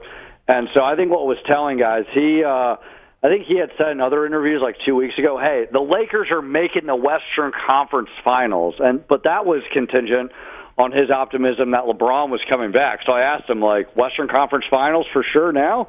And he started laughing and said, well, I think they can be a playoff team. So clearly, whether you agree with his analysis about whether it was good or bad, LeBron leaving, he does have concerns about the team, even though, they have a good starting point with Luka Doncic and getting, Austin Reeves back. Yeah, Mark, you asked Coop, hey, if LeBron's leaving, what do you think he's going to end up saying? I don't know. But he did say, I'm pretty sure he's looking to try to win another championship. For me, I don't think any of the quote-unquote finalists, whether it's Golden State, Cleveland, Miami, Philly, I don't think any one of those teams with LeBron is a championship team. They're a very good team. Do you agree with that sentiment? Yeah, I thought he had a pretty good, clearly definitive statement that he doesn't think LeBron's ring chasing, i.e., joining the Thunder or the Spurs or anything that's already a contender or the Knicks, but he wants to win a title. And to your point, the Sixers without LeBron, they could because they got Jaylen Brown, but it's not like a guarantee these teams are already expected to be in the hunt. Mm-hmm. So that would apply to Philadelphia and, puncher's chance type vibes to Miami and maybe Golden State. I was asking Mario Chalmers as well what's his vibe because he played with Miami or with LeBron in Miami. And he thinks it's down to Miami or Philadelphia. And I said, well, why not Golden State? He said, well, I think even though he'd be closer to his family, he wants to go to the East because it's much more wide open than the West is. But I think the reality is this is anybody's guess. When I've tried to poll people, outside of LeBron's orbit, because inside LeBron's orbit, they'll always say, oh, he hasn't made up his mind. Outside LeBron's orbit, what I got was before the free agency started, he's coming back to the Lakers because even though it's imperfect, they can offer the most money. But as soon as that didn't happen, the initial buzz was, Golden State. He's still close, can play with Steph and Dre and have fun. Mm-hmm. And a lot of them were downplaying Cleveland because even though it's cool farewell tour, it's more organic, they have a flawed roster. And fast forwarding a few weeks later, it's still this period of confusion, even among other rival executives, scouts, coaches. LeBron's dropping a bunch of tea leaves, but he's also leaving a bunch of tea leaves to leave people guessing. It's funny, Mark, too, to your point there. He's not hiding and we don't know where he is. He's on some family vacation. He's everywhere. In the Mediterranean. He's at the Fanatic Fan Fest. He's here. He's on trips with his old 2016 Cavs team. He's hanging out with Draymond. He's hanging with Kevin Hart. He's not. You know what I mean? He's kind of showing, hey, I'm still living my life. I'll make the decision when I make the decision. And then we heard from Adam Silver, LeBron, please make some decision. Come on, we need you. We got to finish up the schedule. What did you think of that, Adam Silver, begging the man to hurry up and make a decision so I can finish and click send this daggone schedule? Yeah, well, look, they want to have LeBron James on national TV, but they need to know which team it should be against the Lakers because inevitably opening night or Christmas Day, they're going to have the Lakers play against whichever team LeBron's on. I think the other fascinating thing is that, we all expected this would happen because this is just how LeBron handles free agency for better and for worse. Mm-hmm. But the dynamics have, shifted clearly because he's not the same player as he was. He's not getting max contract. But he's holding up things, but for different reasons. When he was returning to Cleveland in 2014, he held up everything, but for the first order of business. All the dominoes fell once he decided that. Here, he's held up lower-tier things, like Adam Silver with TV scheduling, some end-of-rotation player signings. But, on some respects, all teams have moved forward. The Giannis trade happened before.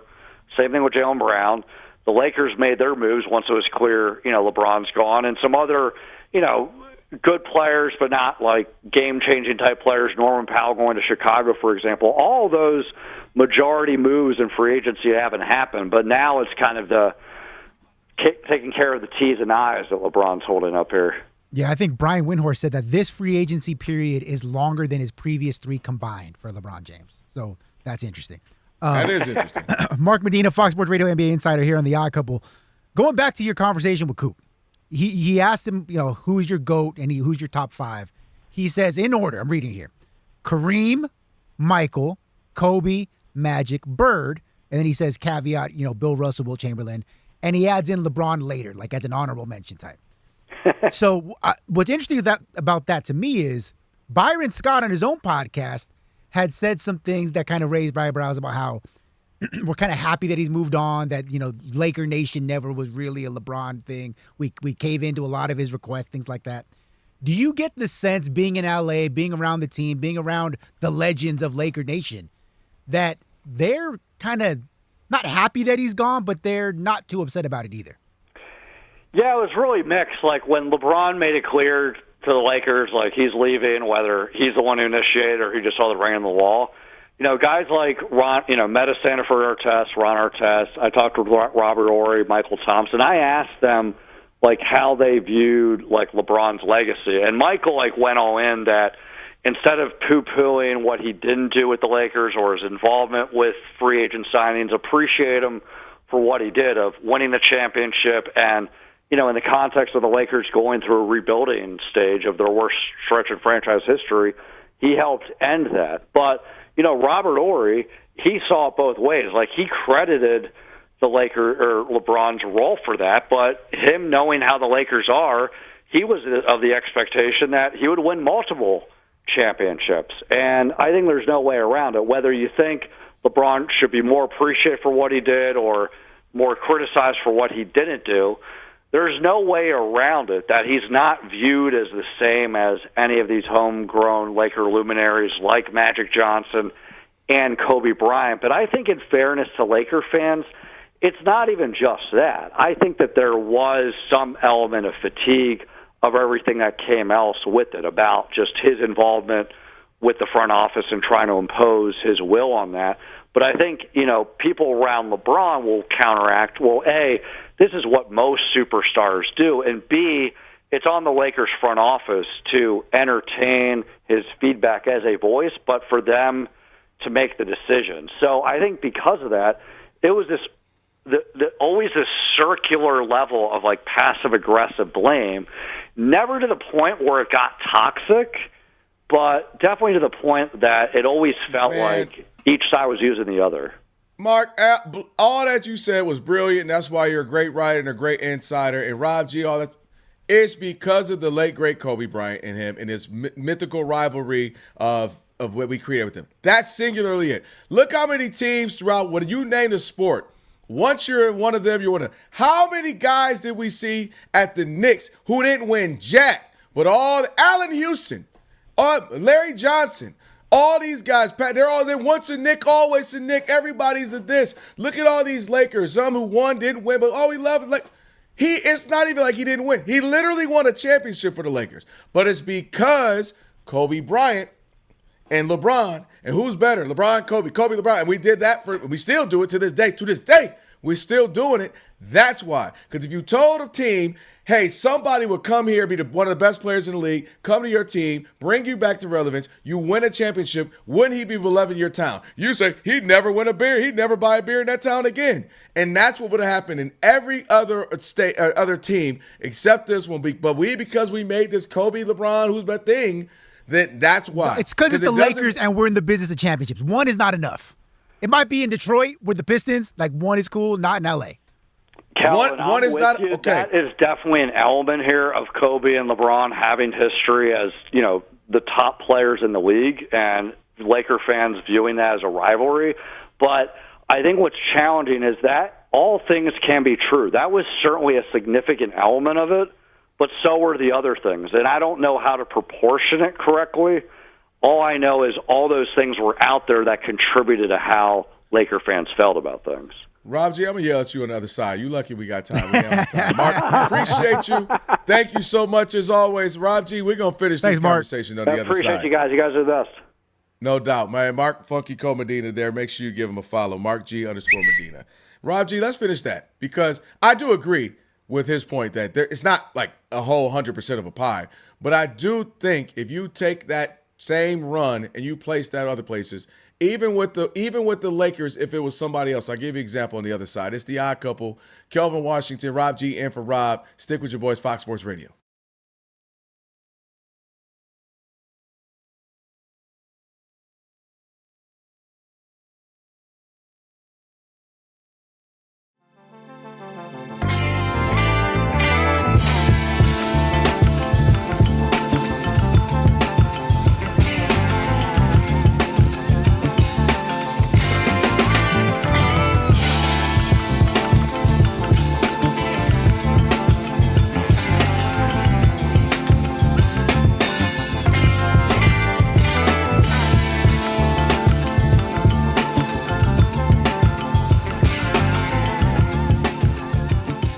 All right, Rob G, I mentioned Prime, Coach Sanders. Obviously, a rough go for him. I think they were 3-9 last year, if I'm not mistaken. But he's saying he's back and they're about to be better than ever. A rough go, that's being nice. Yeah, rough go is being nice. They went 3-9 last season, right? They had just given Dion a new contract. They pays him over $10 million a year, and he responded by going 3-9 with the Colorado Buffaloes.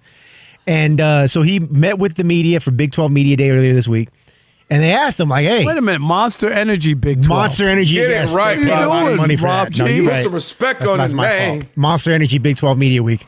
And they said, hey, Dion, how are you going to turn things around in 2026? And, of course, Dion's going to be the guy that he is. Said, quote, it's already turned. You just ain't seen the fruit, but it's already there. Oh, was he talking to Ed Werder? It's already turned, baby. We gonna do what we do. We came to win, baby. I don't even have to have my sons. I got my new boys, baby. We gonna win. What about your Heisman Trophy winner? How about him? You need him or not? No, he already gone, baby. He doing his thing. He making big money now, baby. We already I got some new recruits. I tell you, Rob Parker, don't even start hating. Don't even start, Rob hating. I know you gonna hate, but God got me. God got me. He gonna need Jesus. They were 112th in the country total offense, 121 in total defense. There's only there's only 134 teams in major college football. Yeah, for me, I just say, on a serious note for him, I know he wants to get back and be better. I really want him to just focus on his health, Rob. He's been going through a lot. Brother was it bladder cancer? He's lost all his toes. Has he lost all of the toes or all gone? On his left, on one particular foot. They literally just semi-recently he was showing, they're trying to give him, they had about 6 different prosthetic toe things. Like you put your foot in there and it gives you toes. Like he's been through a lot because he had, the impetus was he had the surgery, which same thing happened to Grant Hill where he gets infected and he kept getting infected. What's the quarterback? Alex Smith. Have you ever seen Alex Smith's legs? And so he's just been through so much. And remember they had to install a porta potty on the sideline. I just, for me, Rob, all jokes aside, I just would prefer him to just focus on your health for a few years. Get right, get tight, do the pod or do TV. He's been through a lot. Yeah, he's been through a lot. So I don't even have Joe. Like they were terrible. They struggled without his son and who am I missing right now? Heisman Trophy. Give me his name? Why his name slipping me right now? Rob G. Heisman Trophy winner. Come on, Rob G. Rob G. Say again. He ain't paying. Steve DeSager is asking me very tough questions right now. Okay. Steve. But he's missing out on his best players. He's been struggling. So it ain't been great, Rob. And not to mention, he hasn't been able to the recruiting isn't what it is. You're talking about Travis Hunter, who's with Jacksonville now, right? Yep. Thank you. And he hasn't had the big uglies, as they call them. He can't get a lot of the offensive defensive line. So my point is, he's been through that, right? Like, he's been struggling even before the health. But my thing is, he's been through a lot the last 5-6 years if you've kept up with his health journey. And I just would rather, Rob, he just walk away for a little bit. But he ain't gonna, you think he's going to give up that deal and money he's got? He's not going anywhere. When you got to have a porta potty But look at all that he's been through. Don't you think he's been through the worst of it already? I pray. I hope. So where's he going now after he said he beat bladder cancer? Would you agree? No, I'm that just coaching football. No, I was gonna say is taxing. You gotta travel, go to recruits, NIL. You gotta work on that. This ain't no comfy little, maybe a high school. Where I get all that. You know what I mean? But I think it should be. And you're focusing on his health, which he's fought through, right, to continue coaching.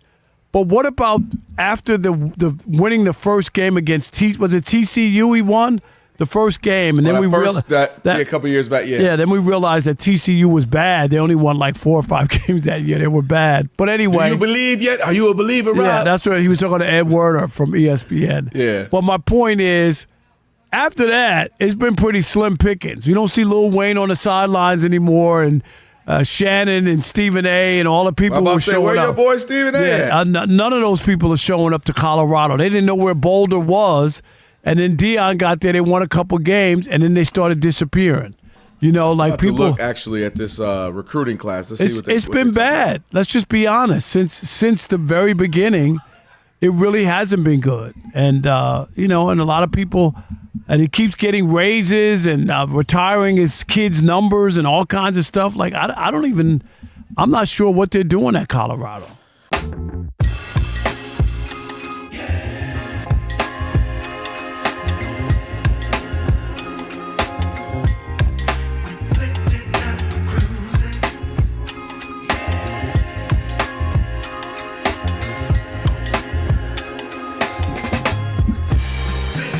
Odd Couple on a funky flashback Friday. Shoot, everybody out here in LA try not to get funky, Alex. So hot, my gosh. No, it'd be smelling funky because it's so damn hot.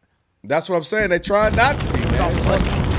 By the way, what the heck is deodorant doing like $12? Everybody is funky. Nobody want to spend $12 and now it's behind a glass. Deodorant. You can't even just get it. You got to go call someone over. And then the glass was broken the other day. I went to go buy it. I had to wait. Boom. Customer service to deodorant. Boo. Customer service to your boo. Eventually, Rob G, a dude looks at me like, "Damn, you must be funky. You need a deodorant that bad." I'm like, "Man, I'm waiting on the lady to come." She finally comes, and she's like, "Oh yeah, which one?" I'm like, "Well, I actually want to look at those, smell those right down there. Let me see if I like those." Oh, I can't open that. The glass is locked. It's broken. It won't open. I'm like, "Lady, what in the world?" She looking at me like, "I know." You should have said, "Do you know who I am?" That's what I would have done. No, I don't do that. She Kelvin Washington. I would have named. She didn't hit me. You would, Rob I would have dropped it so hard they couldn't pick it back up. That's how you actually, yeah. But you pause. You kinda pause. Like, yeah. No, resume. You're gonna keep going. Now that might be resume actually. Depends on how that sounds. All right, shout out to Mark Medina of Mark Funky Co-Medina for joining us. We appreciate it. The world's biggest soccer tournament is here, and you can trade every match on Kalshi. Download the Kalshi app. Use code ODD to get $10 when you trade $10. Kalshi. Trade on anything. My whole point, though, Rob G, what I was just saying with the Bron, we've talked about it a million times to nauseum. Okay. It's just that I totally get the Lakers. We win championship. I know, but prior to that, and if you didn't win the one with LeBron, then that would have been 14 years of not winning one. Oh, don't say that. Because Paul George and Kawhi would have came in 2 years anyways. Pause. No, resume. I'm still going. This is a good thought I have. Remember, they both wanted to go to LA before LeBron got there. Yeah. So you don't think at least one of them would have came? Do not say it, Alex. What? Pause. That was crazy. Pause. Yeah, you want to rock? Wow, Elijah, make up for the previous one. Just throw 2-3 more up there, please.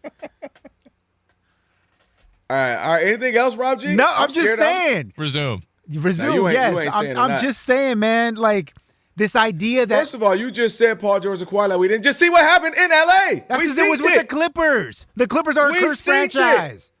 The Clippers are cursed. You would have been banking on two never playing guys together.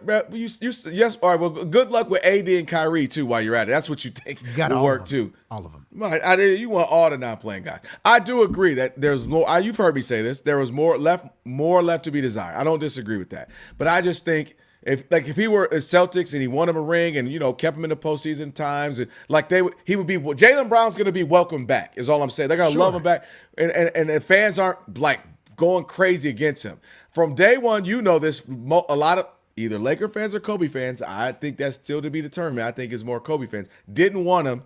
Then, he lives good riddance that he's here. It's about time. I just don't think we would have seen that anywhere else if it weren't for the Kobe. We got to continue this because I have some more thoughts on this. We got to continue talking about it. I want to hear more of this. All right, fine then. We can go do that. Let me go save up some money so I can get some deodorant real quick.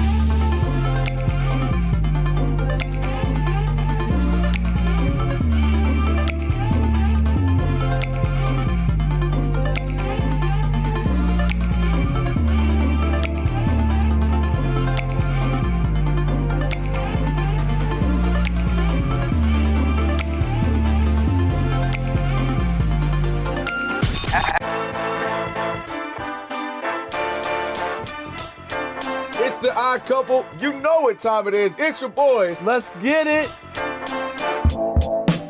The Odd Couple is fun. Check. And informative. Check. What's up, America? You want to talk sports with 1.5 of the best-looking guys in the game? That game was incredible. You are wrong. You'll be king of the water cooler.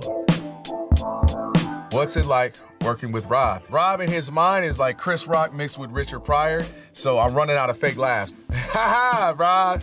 Rob is very passionate. Son, you ain't ready for this. I don't have BS in my game. I'm straightforward. I'm honest. You say Brady's the greatest quarterback of all time, but Eli Manning beat him twice. And of course, it doesn't hurt that I'm right most of the time. Kelvin is the nice guy, wants to make everybody feel warm and fuzzy. You done? Let me tell you the truth. I bring the energy, a youthful energy. Rob's not gonna see this, is he? And I bring an honest opinion. Michael Jordan, I can't take it anymore. I need a break. I'm gonna go play baseball. Trash Talking Tuesday is the best. It's a great opportunity for folks to call in and they get to trash whomever. Who you trashing, Roger? I'm trashing LeBron James and Michael Jordan. Oh, okay. They can't even hold Wilt Chamberlain's shoes. Stop talking about the king like that. It's a new era. Let LeBron be the best, please. I only recognize one king in the United States, and that's Burger King. The connection with the Odd Couple audience is incredible. We really invite them in. And they can relate, whether it be things about our own personal lives or our takes on sports. Love you guys. You guys are killing it. Hey, we appreciate you. Thank you for rocking with your boys. They feel like it's just my guys, just my friends, and they join right in on the show. We talk with the listeners, not at them. Obviously, you can listen to us live, but you can still check out the podcast. You can check out our YouTube. You can check us out on social media. So in any way you want to get it, you can get it. Yes. There's some yelling. It is some hot takes. It's a whole lot of fun. I'll give you that. It is fun. I agree. Begrudgingly. The Odd Couple. Sports talk that's too good and too fun.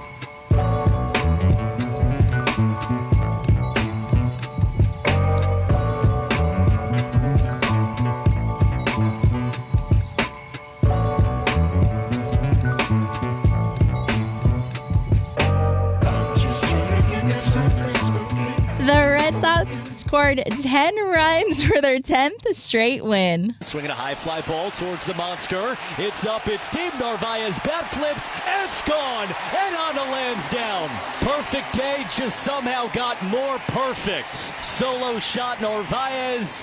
Red Sox Radio Network on the call. They shut out the Rays 10-0. It is their longest winning streak since 2016. Game 2 of that doubleheader, they're edging the Rays 5-3. It is the bottom of the 6th inning. The Yankees are shutting out the Dodgers 1-0. It is the top of the 7th in New York. Jake Baldwin hit a 3-run homer as the Braves are shutting out the Rangers 8-0. It is the top of the 6th inning in Atlanta. In golf, Lucas Herbert has a 2-shot lead after 2 rounds of the Open Championship at 8 under par. Bryson DeChambeau was penalized 2 strokes for improving the area of his intended backswing. I'm Brianna Muro. I've been covering this league since 1987.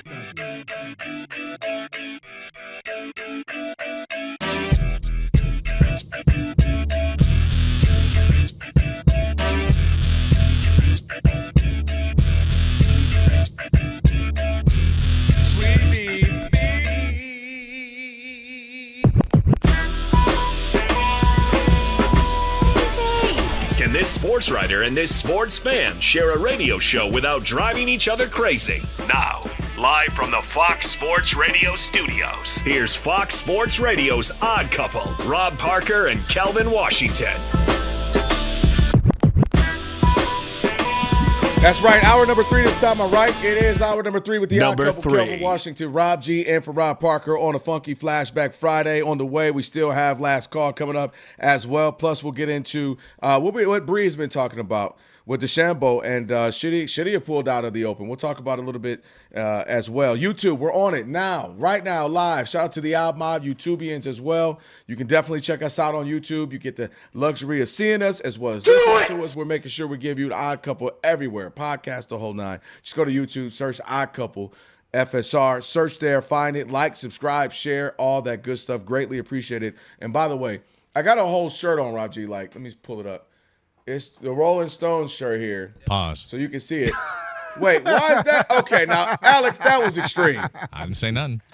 Mick Jagger about to come over there and dance in the studio with you and show the moves like Jagger. Listen, the reason I say this is because I was just making fun of you. I think it was 2 days ago. You and Mike, how y'all had the exact same outfit. By the way, people were in my DM because I put it in my stories.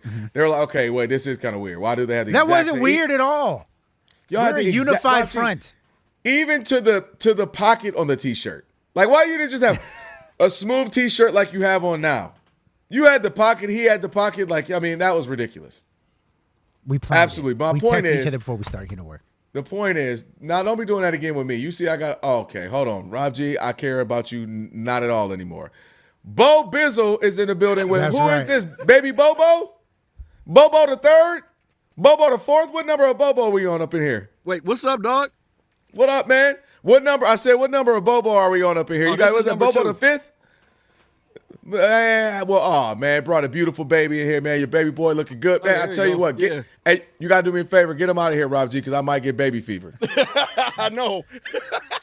Get him out of here, Rob G.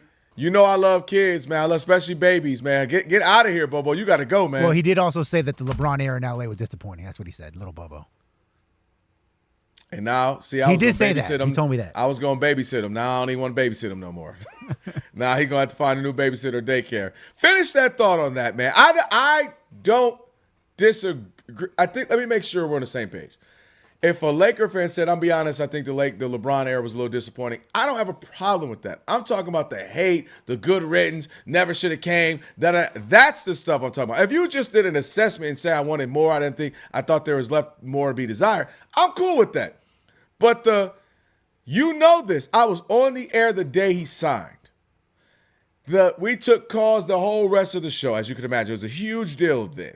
And 90% of the calls were, we don't even want him. Get out of here. I'm like, dude, who doesn't want the best player in whatever sport? So the Lions wouldn't want Patrick Mahomes. Your Vegas Raiders wouldn't want, say he was to leave next year. You get what I mean? So I was blown away. Nobody wants the best player. That makes zero sense. And then the best player gets the championship. And again, I'm not saying it was perfect, but the get riddance, could get out of here, never wanted you, should have never came. That's the part where I'm like, all right, that's too much extra sauce. That's all I'm saying. I would agree with that part. But I guess what my overall arching point is. If the extremism, yes, I would agree with you. But the idea that LeBron somehow saved the Lakers is crazy to me. And the idea that the only reason why there are some segments, or not only reason, one reason why there are segments of Laker Nation that is happy to see him go is because of some affinity to Kobe, I think that that is very overblown. I think what it is being in LA and being a Laker is different than almost every other team in the league this side of the Boston Celtics. When you are a Laker and you go down the pantheon of great Lakers, winning one is like the bare minimum. If you want to consider yourself a great player in Lakers history, then it starts at 3. Like, don't even get me started if we haven't gotten at least 3. Jerry West went to the finals 9 times. And if you say, where does Jerry West rank on the pantheon of Laker greats? He's like 7th because he only got the 1 championship. It's a different conversation. And even to go across to Boston, you mentioned Jaylen Brown at the end of last hour about, hey, he's going to be welcome back in Boston. I'm sure he is because they seem to like him for the most part, even maybe at the end of the Rocky. Mm-hmm. But Brad Stevens knows that we are not in the business in Boston of just being competitive. We are not the Cleveland Cavaliers where we don't mind maxing out Donovan Mitchell, knowing that there's a ceiling as to how high we can get. They are in the business of championships, and they determined that they cannot win a championship with Tatum and Brown taking up 70% of the cap. The Lakers are the same kind of situation. And for anyone to come out and say that, well, hey, LeBron got you that 1 championship. He laid you out of the dark ages. You guys owe him a big debt of gratitude. You can appreciate what he did while also being honest about the fact that he left a hell of a lot of meat on that bone. And this idea that, so one last thing, that they were never going to crawl out of the hole that they were in is crazy because, as I mentioned, before LeBron got there, Paul George had already said he wanted to come. Kawhi Leonard had already said he wanted to come. I'm not saying they were going to get both. They were going to get either one of them or there's going to be somebody else. But I can tell you is when you are the Lakers, every couple of years, eventually, somebody is going to want to say, I want to play in LA. I want to be on national TV. I want the mystique of being a Laker. And when you get there, the expectation is championship. And there are some guys who want that challenge. Not everybody, but there are some. Okay, I hear everything you just said. Now watch this. Are there guys in the NBA that you look at and say that guy's guaranteed a championship? That are like the expectation is a championship? Or yeah, I'm saying like that guy. Because dang it, Luka is about as close as you can get. Sure. And you just told me last hour you don't even think he's going to win one. Yeah, and if it was, it'd be a wild disappointment, and he would never hear the end of it. So my point is the idea that, we would have got somebody and something would happen, there is no guarantee. And I understand the Lakers. I don't disagree that the Lakers have clearly a history, but I'm simply saying that you got the championship. Mm-hmm. And I think we're missing 2 different parts. I'm not saying, I've said it when he just, the day he said I'm leaving. My whole thing is from the day he got signed, I'm telling you, I was on the air with one of our sister stations. And all I hear in LA, I was here in LA, and all I hear, we don't want him. We don't want him. Never should have. I don't care. Boo. Dog, he's going to ruin it. We don't need him. This is weak. We never asked for him. Go away. I was blown away at that. Now, there were a couple, hey, you know what? He's the best player in the league. Why wouldn't we take him? Sure. And that's when I felt like there was a divide between Laker fans and Kobe fans. And that's where we had Ephraim on the other day. And I said, whoa, you're irrational. His assessment. I said, whoa. And he was like, yeah, because I can be appreciated. He did this, he did that. He's like, there were some things we missed. I thought we would get a little bit more here, a little bit more there. But he sounded like rational. And that's all I'm saying, Rob G, is that I'm blown away. I'm genuinely blown away at irrational from the jump. See, everything you're saying could be something we did an assessment at the very end, right? And now in the last few weeks, we're having these conversations. From day one, there was, we don't want him, we never wanted him, get out of here. And that was not like you used the term extreme. I would challenge that as an extreme train of thought, but not the extreme amount of people. Like that was the greater percentage of people. And that was the crazy thing to me. When do you not want Peyton Manning if you're, again, the terrible Detroit Lions and Peyton Manning says, you know what, I just want to get out of the Colts. And why would I want Peyton Manning Like, why would you not want whatever the best player in said sport is? And that was the mind-boggling to me. And again, at that point, 18, it was because we were starting, that was the end of Kobe. He had already retired in 2016. And there were starting to be the conversations of who, LeBron. LeBron is already right there competing with Jordan. A lot of people felt, hey, how'd you just skip Kobe? And that was a big thing. So all I was simply saying is, I was blown away then, 8 years ago. And now at the conclusion, I'm blown away at how much of we never wanted him, don't come here, get out of here, we don't even want him, to we never should have had him, good riddance, and I'm just blown away with that. If you said, it ran its course about a couple years ago, I'm cool with that. I'm rational. You know that about me. Right. If you said, go ahead. Well, I was going to say, I think I'm getting bogged down in this Kobe versus LeBron thing, because there are factions of that in every conversation. Right? There's you don't like the words extreme, but there are pockets of people who are just loyal to my president, my player, my car brand, whatever. Like, they're just beholden to that. I understand that. But I can promise you that there are people in Philadelphia right now who do not want LeBron James on their team. And it has nothing to do with any kind of rivalry, because there is no rivalry between LeBron and Cleveland and Ben Simmons or Joel Embiid or, anything like that. They don't want him because everything that comes along with LeBron James can become exhausting. There are people who are listening to this show right now that are irritated driving in their car. It's like, why are we talking about LeBron James? Why are we talking about because LeBron James is going to be in the forefront of every conversation. Yep. He is going to insert himself into conversations. He is going to try to dictate the way your team is run. He is going to try to influence all of your moves, whether it's draft picks, whether it's free agency, whether it's trades. And if you're going to give up that kind of power, if you're going to kowtow to someone in that form or fashion, then I better be winning a championship every damn year. And LeBron James, as great as he is, has only got you 4 of those. Steph Curry doesn't do that. He's got 4. Like, what are we doing? Kobe Bryant, he got 5. Michael Jordan got 6. And it's like, none of those guys, to my knowledge, ever try to flex their muscle in the way that LeBron James has done repeatedly for the last 15 years. And I think the reason why you might see Miami's a different story, because they don't have a real history. Their only history they have really is him. Golden State, there's going to be a pocket of people who, even if they don't want LeBron James on their team, they're going to say, see, Steph beat him so badly that he had to come and play with Steph to win. Even the people who think of the Steph-LeBron rivalry, they're going to view it as a badge of honor that LeBron came, tucked his tail between his legs, and said, I need to team up with that guy because I couldn't beat him. Even if that's not true, they're going to think that. I mean, well, I know because he literally beat him. Right. But I would say this. Your Philly point only makes sense to me because I'm talking to you on July, 18th, 17th? July 17th. Don't look at the rundown. The rundown says 24th. I screwed that up. I didn't even look at it. I'm an hour ahead. You a week ahead. The only reason why I hear you on your Philly point, but why I think you're wrong, is that you're looking at it from today.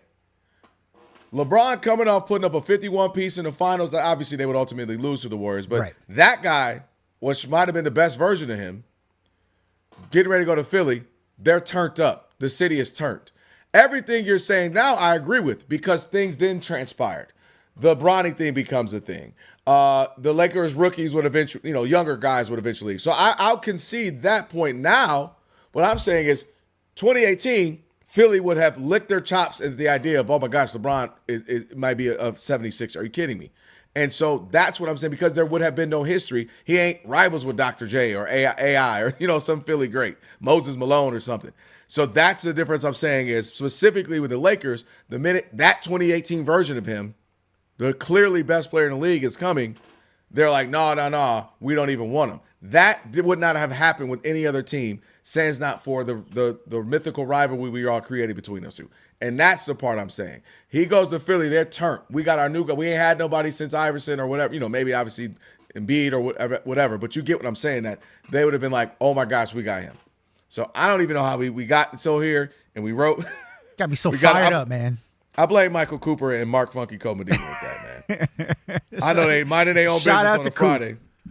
Minding their own business. All right, so with that being said, that's that. But there is something else that's happening in the world of basketball. John Calipari is speaking. He's got some thoughts on Wemby and how he should or should not have handled his money and just where the state of the NBA is when it comes to that. We'll get to that in a moment. It is the Odd Couple, Kelvin Washington, Rob G, here on a Funky Flashback Friday. Stick with your boys, Fox Sports Radio.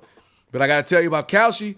The world's biggest soccer tournament is heating up, of course, here in the States. And on Kalshi, you can trade every match from the knockout rounds all the way to the final. Spain's defense has been suffocating all tournament long, and now they're getting a shot at the defending champions in the final. And right now, Spain is currently trading at 59% to win it all. So meaning a $100 trade pays out $168 if they can beat Argentina in the final. On Kalshi, you're trading against peers in the live market, meaning there's no house.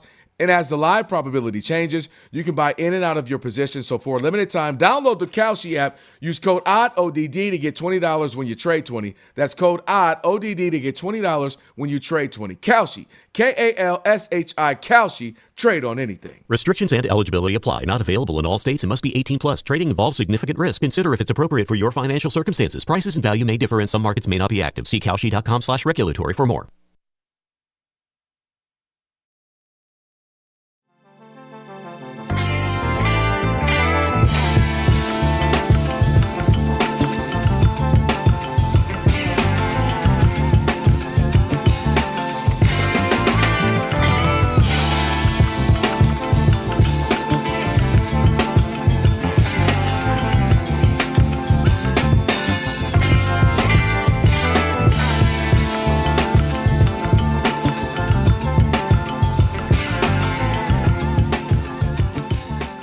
All right, let's get to it.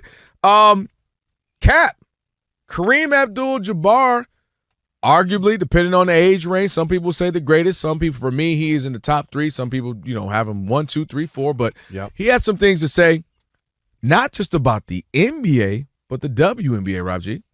Yeah, there's big facts. Now, Kareem Abdul-Jabbar, in his advanced age, he likes to comment on everything. Right? He does. Well, he does. He writes stuff. He writes. He's a Substack. He comments on social issues, politics. But, of course, we're a sports show, so when he touches on something with sports, it always gets a rouse out of people. So in his most recent Substack, he took big offense, and rightfully so, with the congressman's letter to the WNBA in which they claimed that, Caitlin Clark was being unfairly treated, and unless they do something to fix it, that they should, they need to do more to protect her.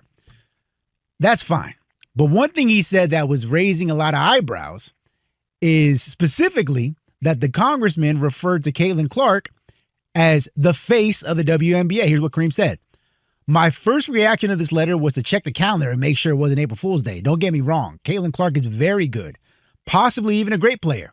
But calling any one player the face of the league, absent the sort of on-court and cross-platform dominance of a Michael Jordan or LeBron James, is an insult to an awful lot of great players.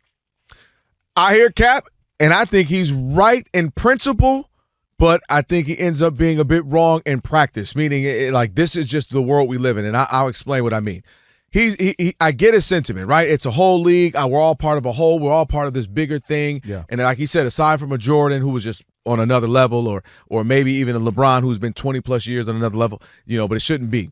And I think I hear his point, but I think there are other factors that determine when someone is the face of the league. And a large portion of that is your audience, right? Just the fans, the people who are tuning in.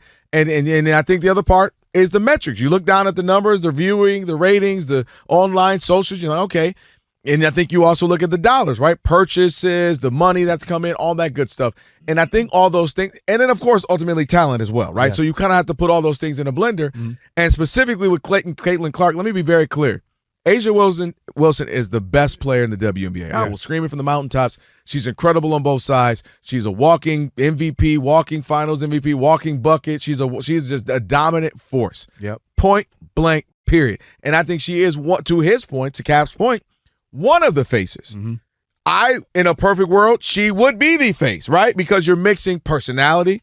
She's got flair. Yep. She's got pizzazz. She's got a little swag to her. She got everything you need. Shoes sell out. Yep. She scores. She dominates. She wins. She should be.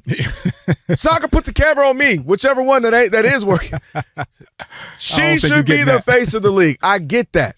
And I believe that wholeheartedly. She's incredible.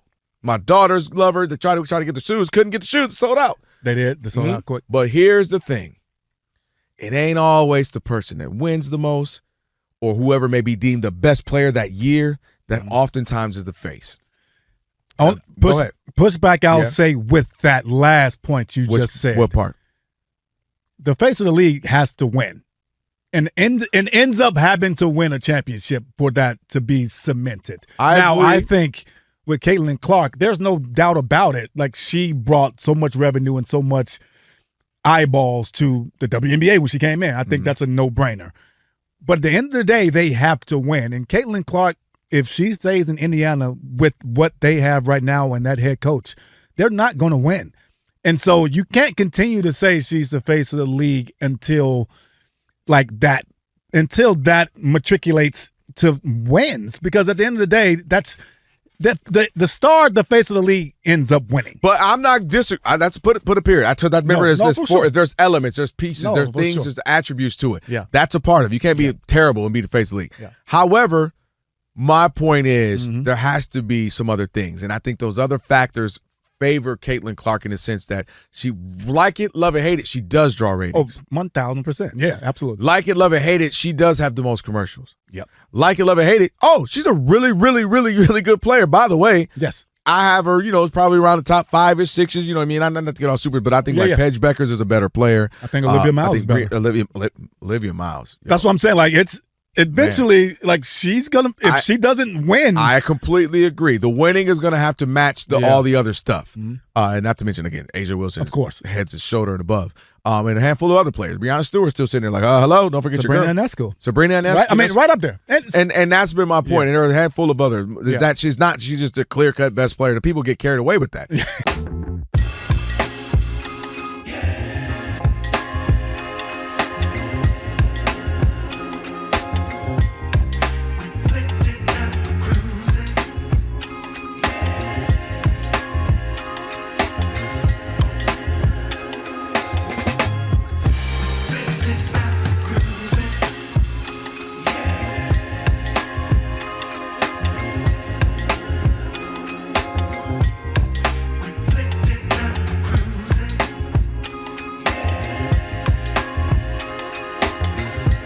Getting them on the disco floor right now. DJ Ali Alex, Odd Couple, Kelvin Washington, Rob G, and for Rob on this Funky Flashback Friday. For over 40 years, Tire Rack has been helping customers find the right tires for how, for what, and for where they drive. Ship fast and free. Backed by free road hazard protection with convenient installation options like mobile tire installation. TireRack.com. It is the way tire buying should be. All right, Rob G, we didn't get a chance to get into this because you wanted to argue with me all day. John Calipari has some thoughts about Wemby and just kind of some moves and where he is with NBA as far as how guys are handling contracts and some other things like that. That's right. New York Post Knicks beat writer Stephen Bondy caught up with Calipari earlier this week. Didn't write a story, didn't write a whole article about just, hey, I talked to Cal. He had some thoughts. I'm going to tweet it out. Tweets out that Cal explaining why he's such a big fan of Victor Wembanyama taking a discount. Here's what he said, quote, I don't begrudge somebody saying, no, I earned it. I don't begrudge that at all. But I'm saying it is kind of neat because I'm about the team. And that means I care about myself and my family. But I also care about the team. What's the common ground? What's the middle ground? I got to give up a little bit. Okay.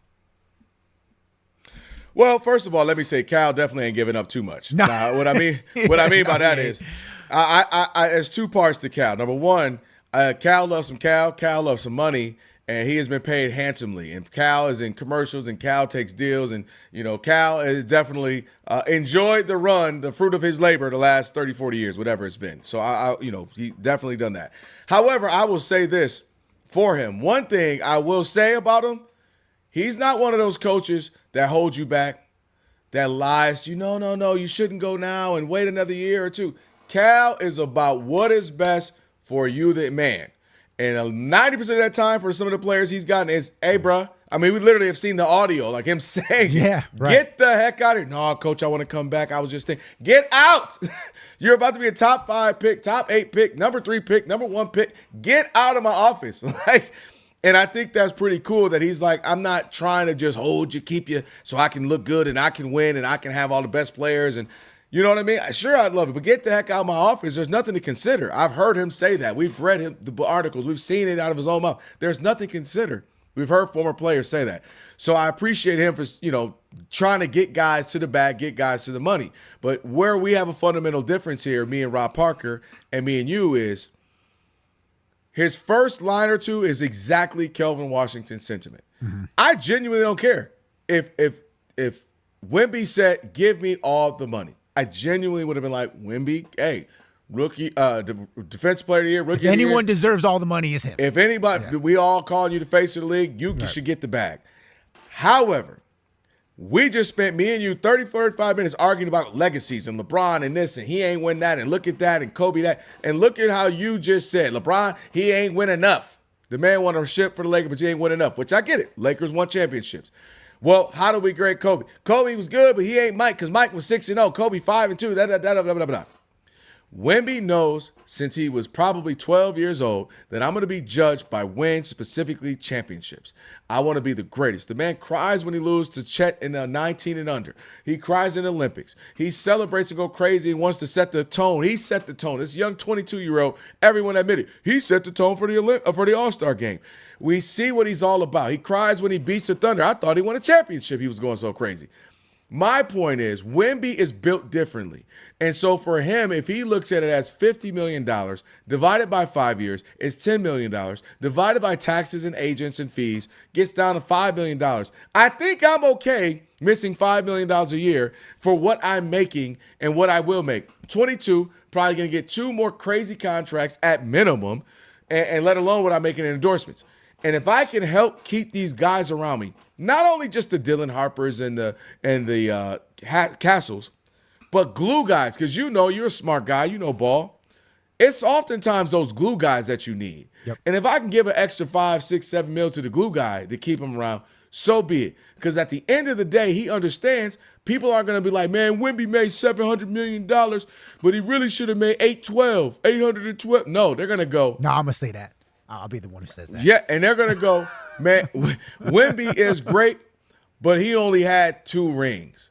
So he can't be this. He can't be top 10. Look, he can't be. Wemby knows that he is trying to accumulate a war chest that is crazy. MVP. Look at the man sat up there and told the lady, I should have been MVP.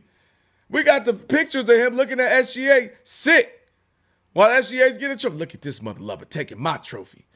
And my point is, he's built differently, so I applaud and I'm okay with that's how he views it. I would not have been mad because I'm not saying you have to, but I also understand that he is only going to be judged by accolades and titles and wins, and he's trying to accumulate all that, and he realizes, I needs help. I needs help, brother. I'm not going to get into it with you because we already argued about this earlier in the week. I'm just going to say your tax bracket is showing again, Kelvin, and that's fine. But John Calipari had thoughts on another NBA financial situation not involving Victor Wembanyama. And I don't think you're going to agree with this one. And I'll tell you about it next. But first, if it's Bree, it's for we.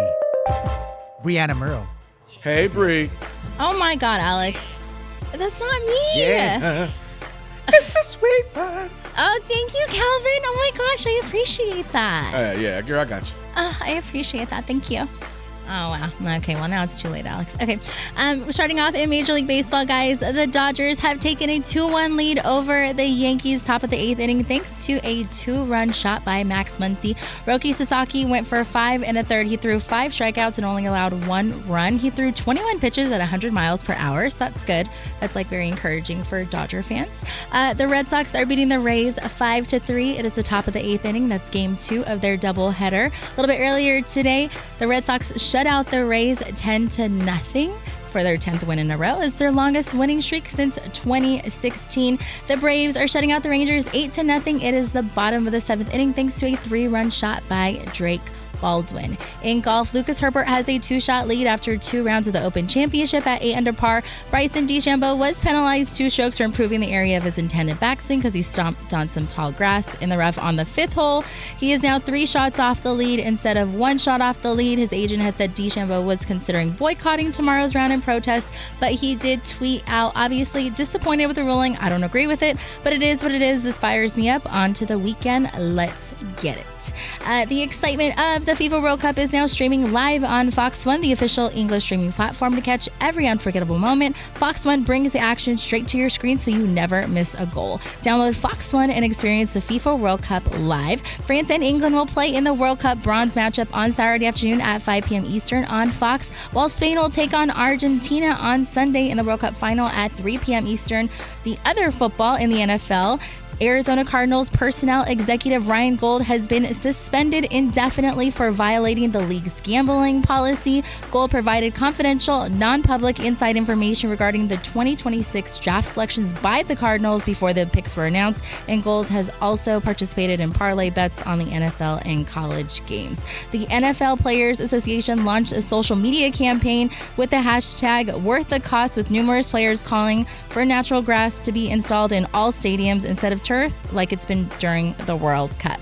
Have a good weekend, guys. Thank you. Good job, Rob G, my favorite. Thank you. Of course. Well, real quick, Bree, can I just tell you something? Okay. That our YouTube live looking went up 11% when you were doing your update. That's so not true. That is 100% true. I'm looking at it right now. Wow. I think what we need to do, we just need to have Bree and Monty. That's right. Just let them host the show.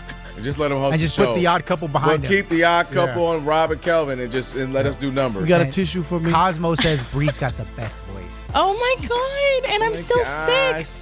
I'm so surprised. I am moist after that. Okay. All right. Have a good weekend, guys. You're killing it, Rob G. Bye. Bree, you too. Bye, Felicia. Get out of here. Boomerang Bree. She says she's leaving, but she'll be right back. That's right. That's right. All right, Rob G, what you got about what else with Cal? So first, Coach Cal says that he loves when guys like Victor Wembanyama are about the team take less money, which you obviously are a fan of. I'm not. We disagree on that one. But here's one I think we are going to agree on. In the same conversation with the New York Post, Stephen Bondi, Cal was discussing the Gary Trent Jr. scandal, right, where they had the wink, wink, nudge, nudge deal. I'm going to take vet minimum, $64 million on my worst season. Don't worry about it. Coach Cal actually said that he thinks something like that, and he explained using a Danny Manning reference from 1994, but something like that where you circumvent the salary cap should be a viable way for players and teams to operate in the apron era. I cannot imagine you agree with that, Dub.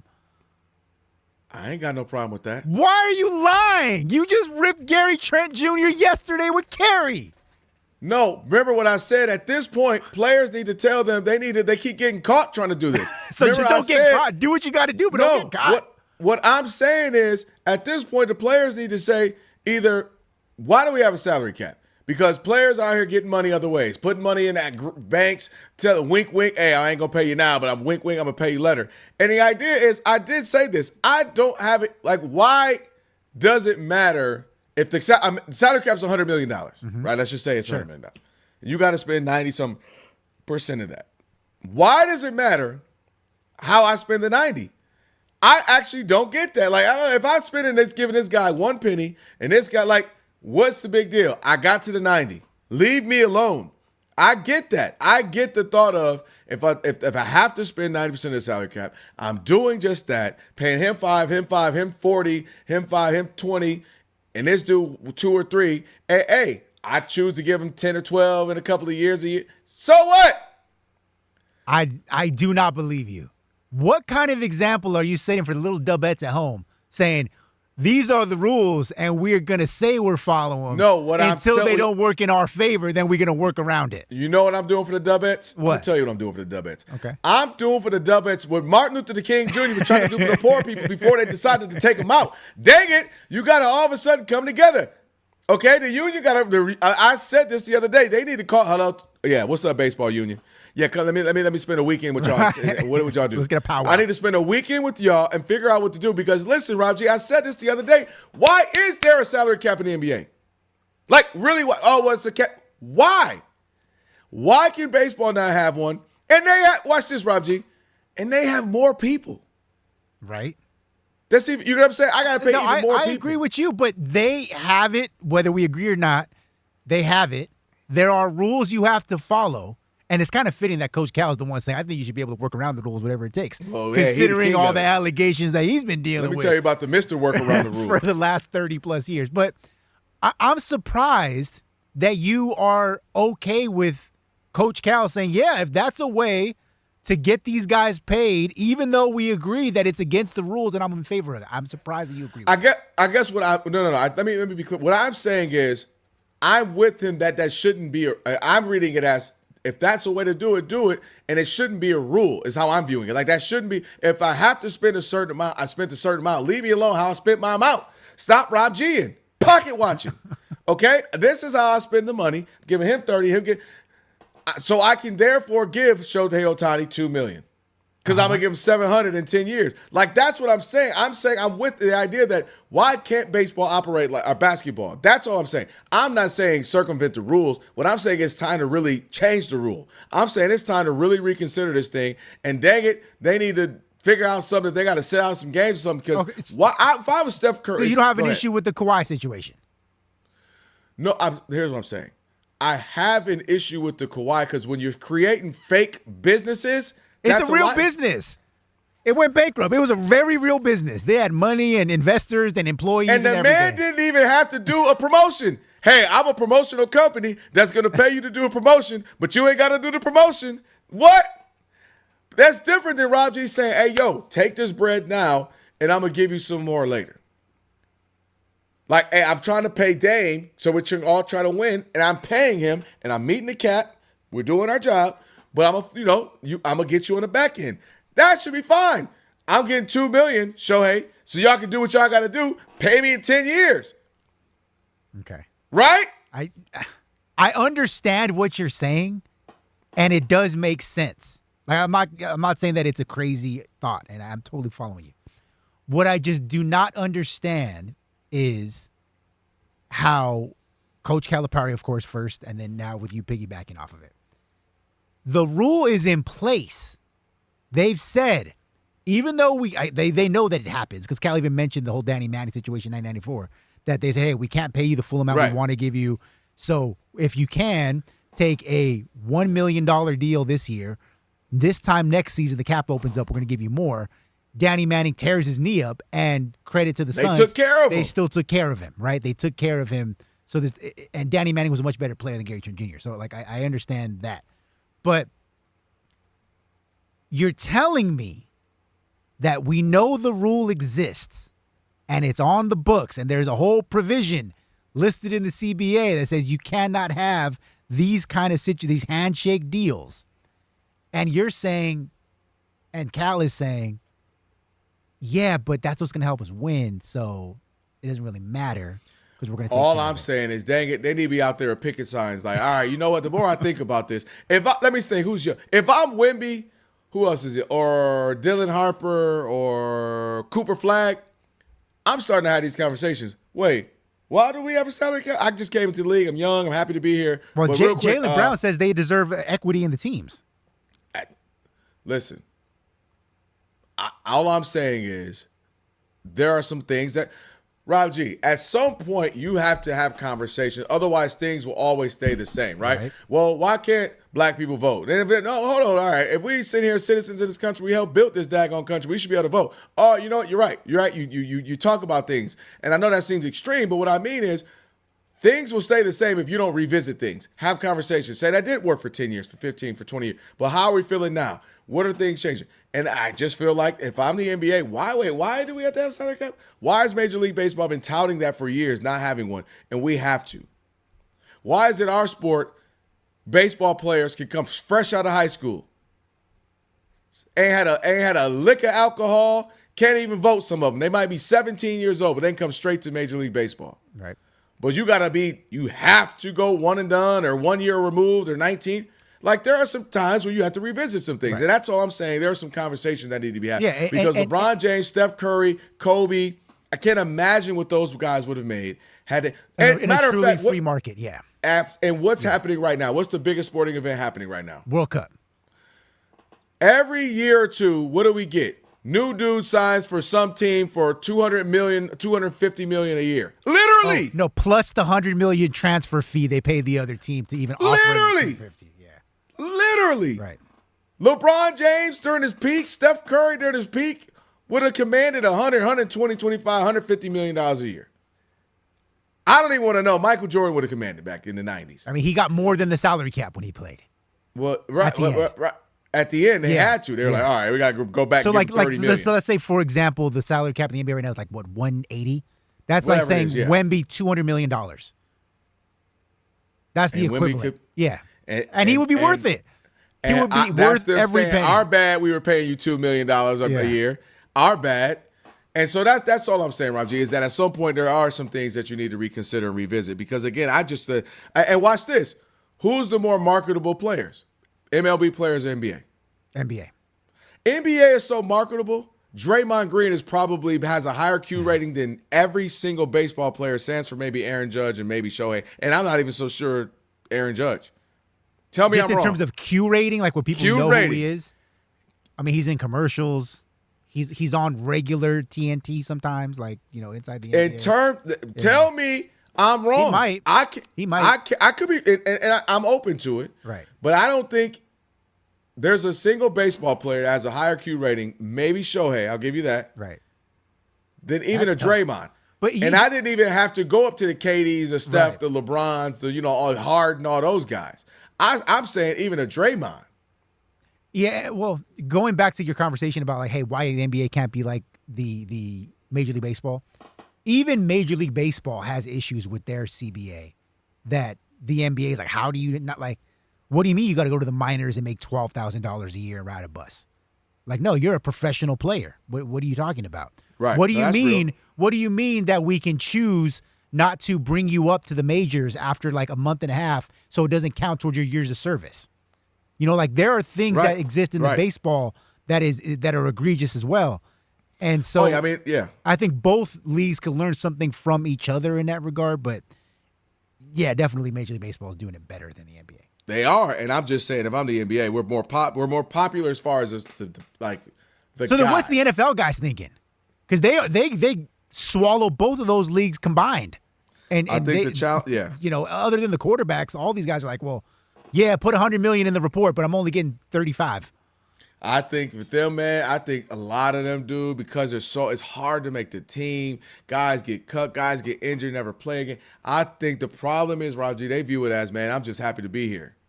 There's so many of them. There's 53 men on a roster. There's 32 teams. There's practice guys. Every year there's not 2 rounds like NBA draft. There's 7 rounds. You get what I'm saying? Yeah. And I think they're like, man, I'm fighting for my life. And I think it's the idea that, man, I don't want to rock the boat. Colin Kaepernick kneeling. Yeah, I'm actually with him. Low key, I'm supporting him, but I don't want to rock the boat. Hey, so-and-so said we should stand up. I don't want to rock the boat. Yo, I think we should let's not play a Super Bowl. Then they're going to be mad. What if they get them replacement players? I saw Keanu Reeves' movie. That is a good movie. You know what I mean? So I think the football players like, hey, man, I'm just trying to get mine. I'm a third string linebacker. I probably going to play 4 years. I got a chance to probably make $15 million. I don't want to rock the boat. Hey, I think that's what that is. There was a guy in sports today who was this close to rocking the boat, and then he thought better of it. And I'll tell you who that was next. All right. It is the odd couple. You heard him, Rob G teasing. He didn't even have to text himself. It's the I would have read it wrong, too.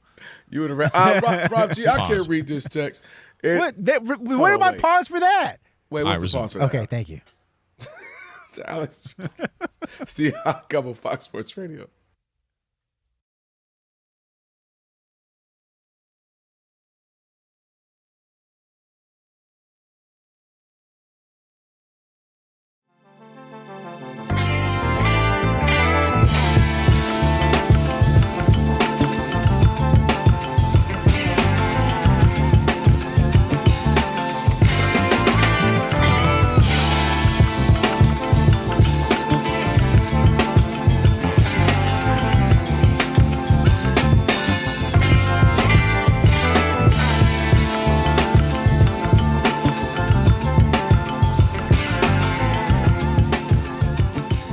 Yeah, LeBron did a 8-city year-long interview with Dave McMenamin of ESPN. Oh, what a shocker. Yeah, talking about I know, right? I literally sent myself like a page of notes from this interview of stuff that we could get to today.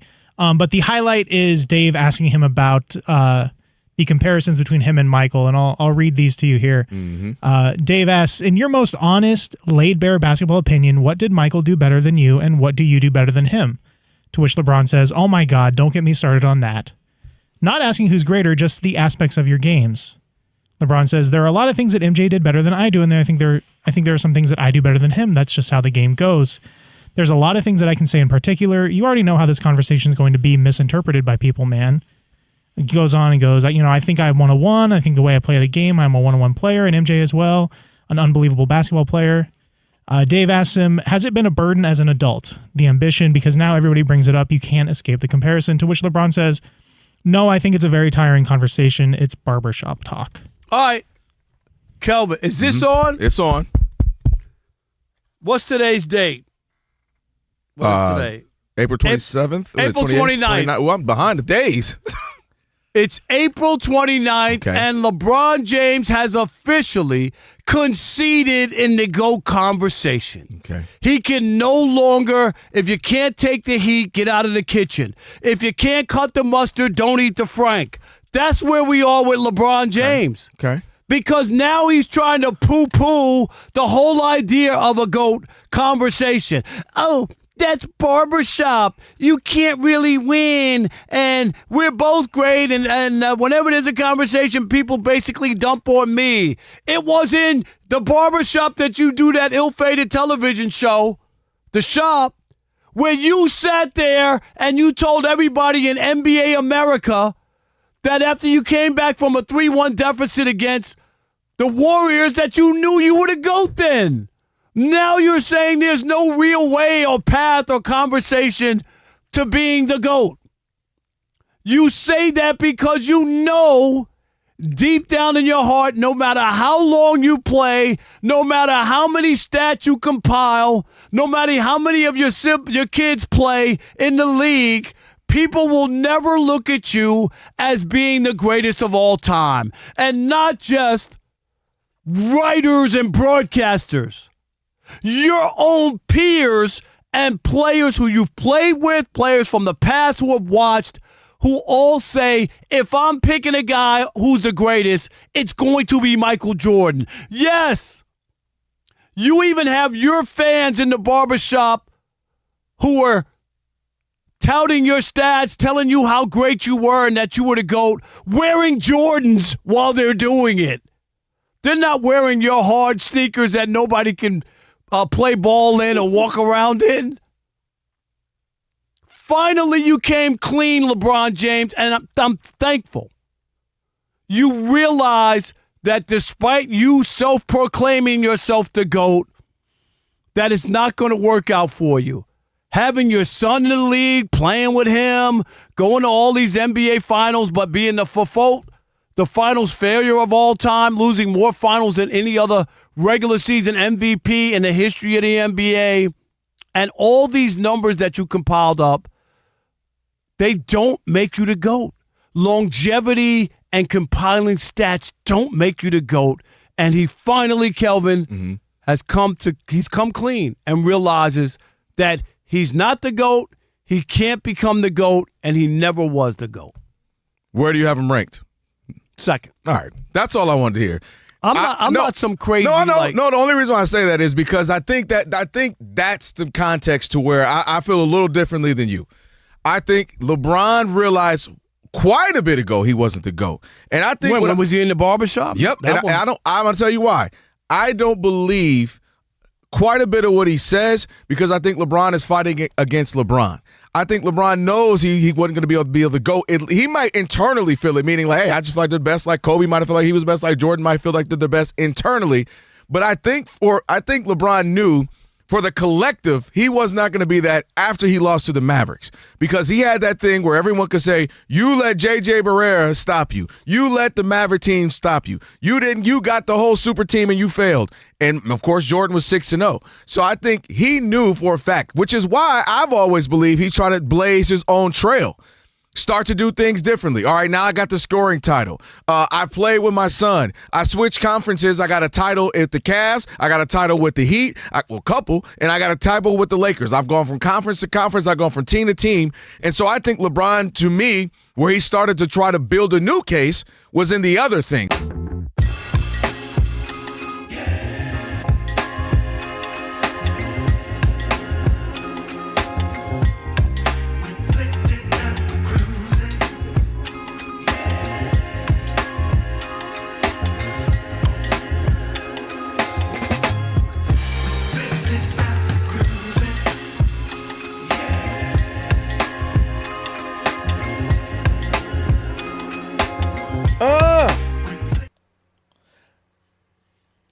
is a funky flashback Friday. We are your boys, Kelvin Washington, Rob G, who's in for Rob. Rob enjoyed a little vacay this week. Rob G, appreciate you, brother, as always. Thank you for having me. Filling in double duties, producing on the air, killed it as well, per usual. So I appreciate you as always, my guy.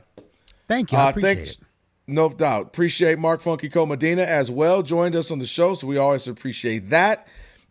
If you missed any of the show, check out the podcast. You can get it wherever you get your podcast. Follow the podcast, rate it 5 stars, provide a review, and again, just search The Odd Couple wherever you get your podcast. You're going to find today's version, a best of, a full version. Rob G will get that up for us in a little bit as well, so go check out the podcast for if you miss any of the show. All right, what were you said somebody else. You had something, Rob G. Yeah, somebody else thought about,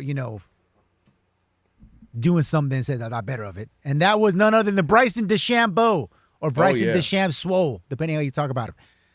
Assessed a 2-stroke penalty at the Open because they said that he illegally improved his lie after he had a wayward tee shot on the 5th hole. At the time he took the shot, all the rules guys were there. They said, hey, it looks fine to me. He ended up getting a bogey on the hole. After the fact, these VAR, not really VAR, but they went and reviewed the situation. They said he cheated, and he was thinking for a while there until Bree confirmed differently. His agent was like, he may not come back because he doesn't like being labeled as a cheater. He may not finish the rest of the weekend. Ultimately decided against it, give himself a chance to make some noise. He's currently 3 shots back. Would have only been 1 shot back were it not for the penalty, but Bryson decided he's not going to take his clubs and go home. Yeah, I think that was an overreaction in the sense that he's ticked off, and I get it because I think it's one of those things, Rob G, you've been there. You're going to make mistakes. I'm going to make mistakes, but I think it's one of those when your integrity is questioned, right? You know what I mean? Something that you believe in. That's different than just saying, like, oh, I thought you messed up. We could have a misunderstanding of like, oh, you did step on this. No, I didn't step on that. And we can have a disagreement there. But the idea of integrity, like, oh, you did it on purpose kind of a thing, that's where I think he took offense and why he was considering of, taking his clubs and going home. Ultimately, I don't think he was doing anything intentionally. I think they overstretched there with the discipline and their reaction. I think they went too far. I like his perseverance of like, all right, I'm about to get back in this. And sometimes life, somebody's going to get it wrong. Listen, you get back in there, and you try to punch him in the mouth. And I mean that in a good way, meaning like get back in there, get back in the fight, and you still try to win the thing. You know what I mean? And sometimes things are going to happen. We talked about Argentina and Egypt and all these other matches throughout the World Cup and throughout sports. It happens where guys, you get a bad call, a guy gets kicked out, you just stick with it, you have some fortitude, and you fight. And because how much more amazing, Rob G, if he wins it all or finishes first, second, or third, because one thing about golf, we often go, oh, man, you finished second. That purse still hit. Oh, yeah, it does. That purse still hits. And the sponsorships get even bigger. I might not have won. Yep, don't worry about it. Exactly, man. I might not have won a 6, 8, 9, 10 million, whatever it is, but I got my 2 mil. Yep. So that's my thoughts on it. Just stay in it. I completely understand the frustration when you feel like your integrity was being Well, how mad is he going to be if come Sunday? Apologies to the Open. Nobody's going to be watching the final of the Open because it's smack in the middle of the World Cup. Like it's going to be ending right as the World Cup is in like halftime. Mm-hmm. If he ends up losing by 1 stroke, knowing that he gave up 2 on a penalty, he might have to fight somebody in the locker room. No, he might. Yeah, they might want to take his clubs from him because he might get to swinging them. Yeah, that sucks. So he's either gonna have to pull, be up big or just be out of it. You know what I mean? Enough like where he's like, oh, he's 4 strokes back or 5. But if he's 2 or less, somebody's gonna have to fight. That's gonna burn. Yeah, for sure. And I mean, that even happened with some of these teams. Was it Switzerland? Yeah, when the guy got kicked out the game with the yellow card issue. Yep. Because they fought so hard to the dag near the very end. It was tied up. They were right there. And eventually, only having 10 men out there is going to hurt you. Sure. So it's an element of that. You're like, man, dog, if they wouldn't have gave us that yellow card or took it from the other guy on Argentina and put it on him, man, we could have won that thing. So those types of things suck where you start to think about the what ifs. So if you're him, you either want to win this thing big or hopefully the first place winner is so high that you're just second and it didn't matter either way. Right. The lead was so big. Raji, good stuff, man. Alex, Bree, everybody, Elijah, man, have a great weekend. You too as well. We appreciate it. We'll be back Monday. The Jason Smith Show with Mike Harmon is coming up next. I never miss your radio show. I never hear it, so I never miss it. Did you hear that?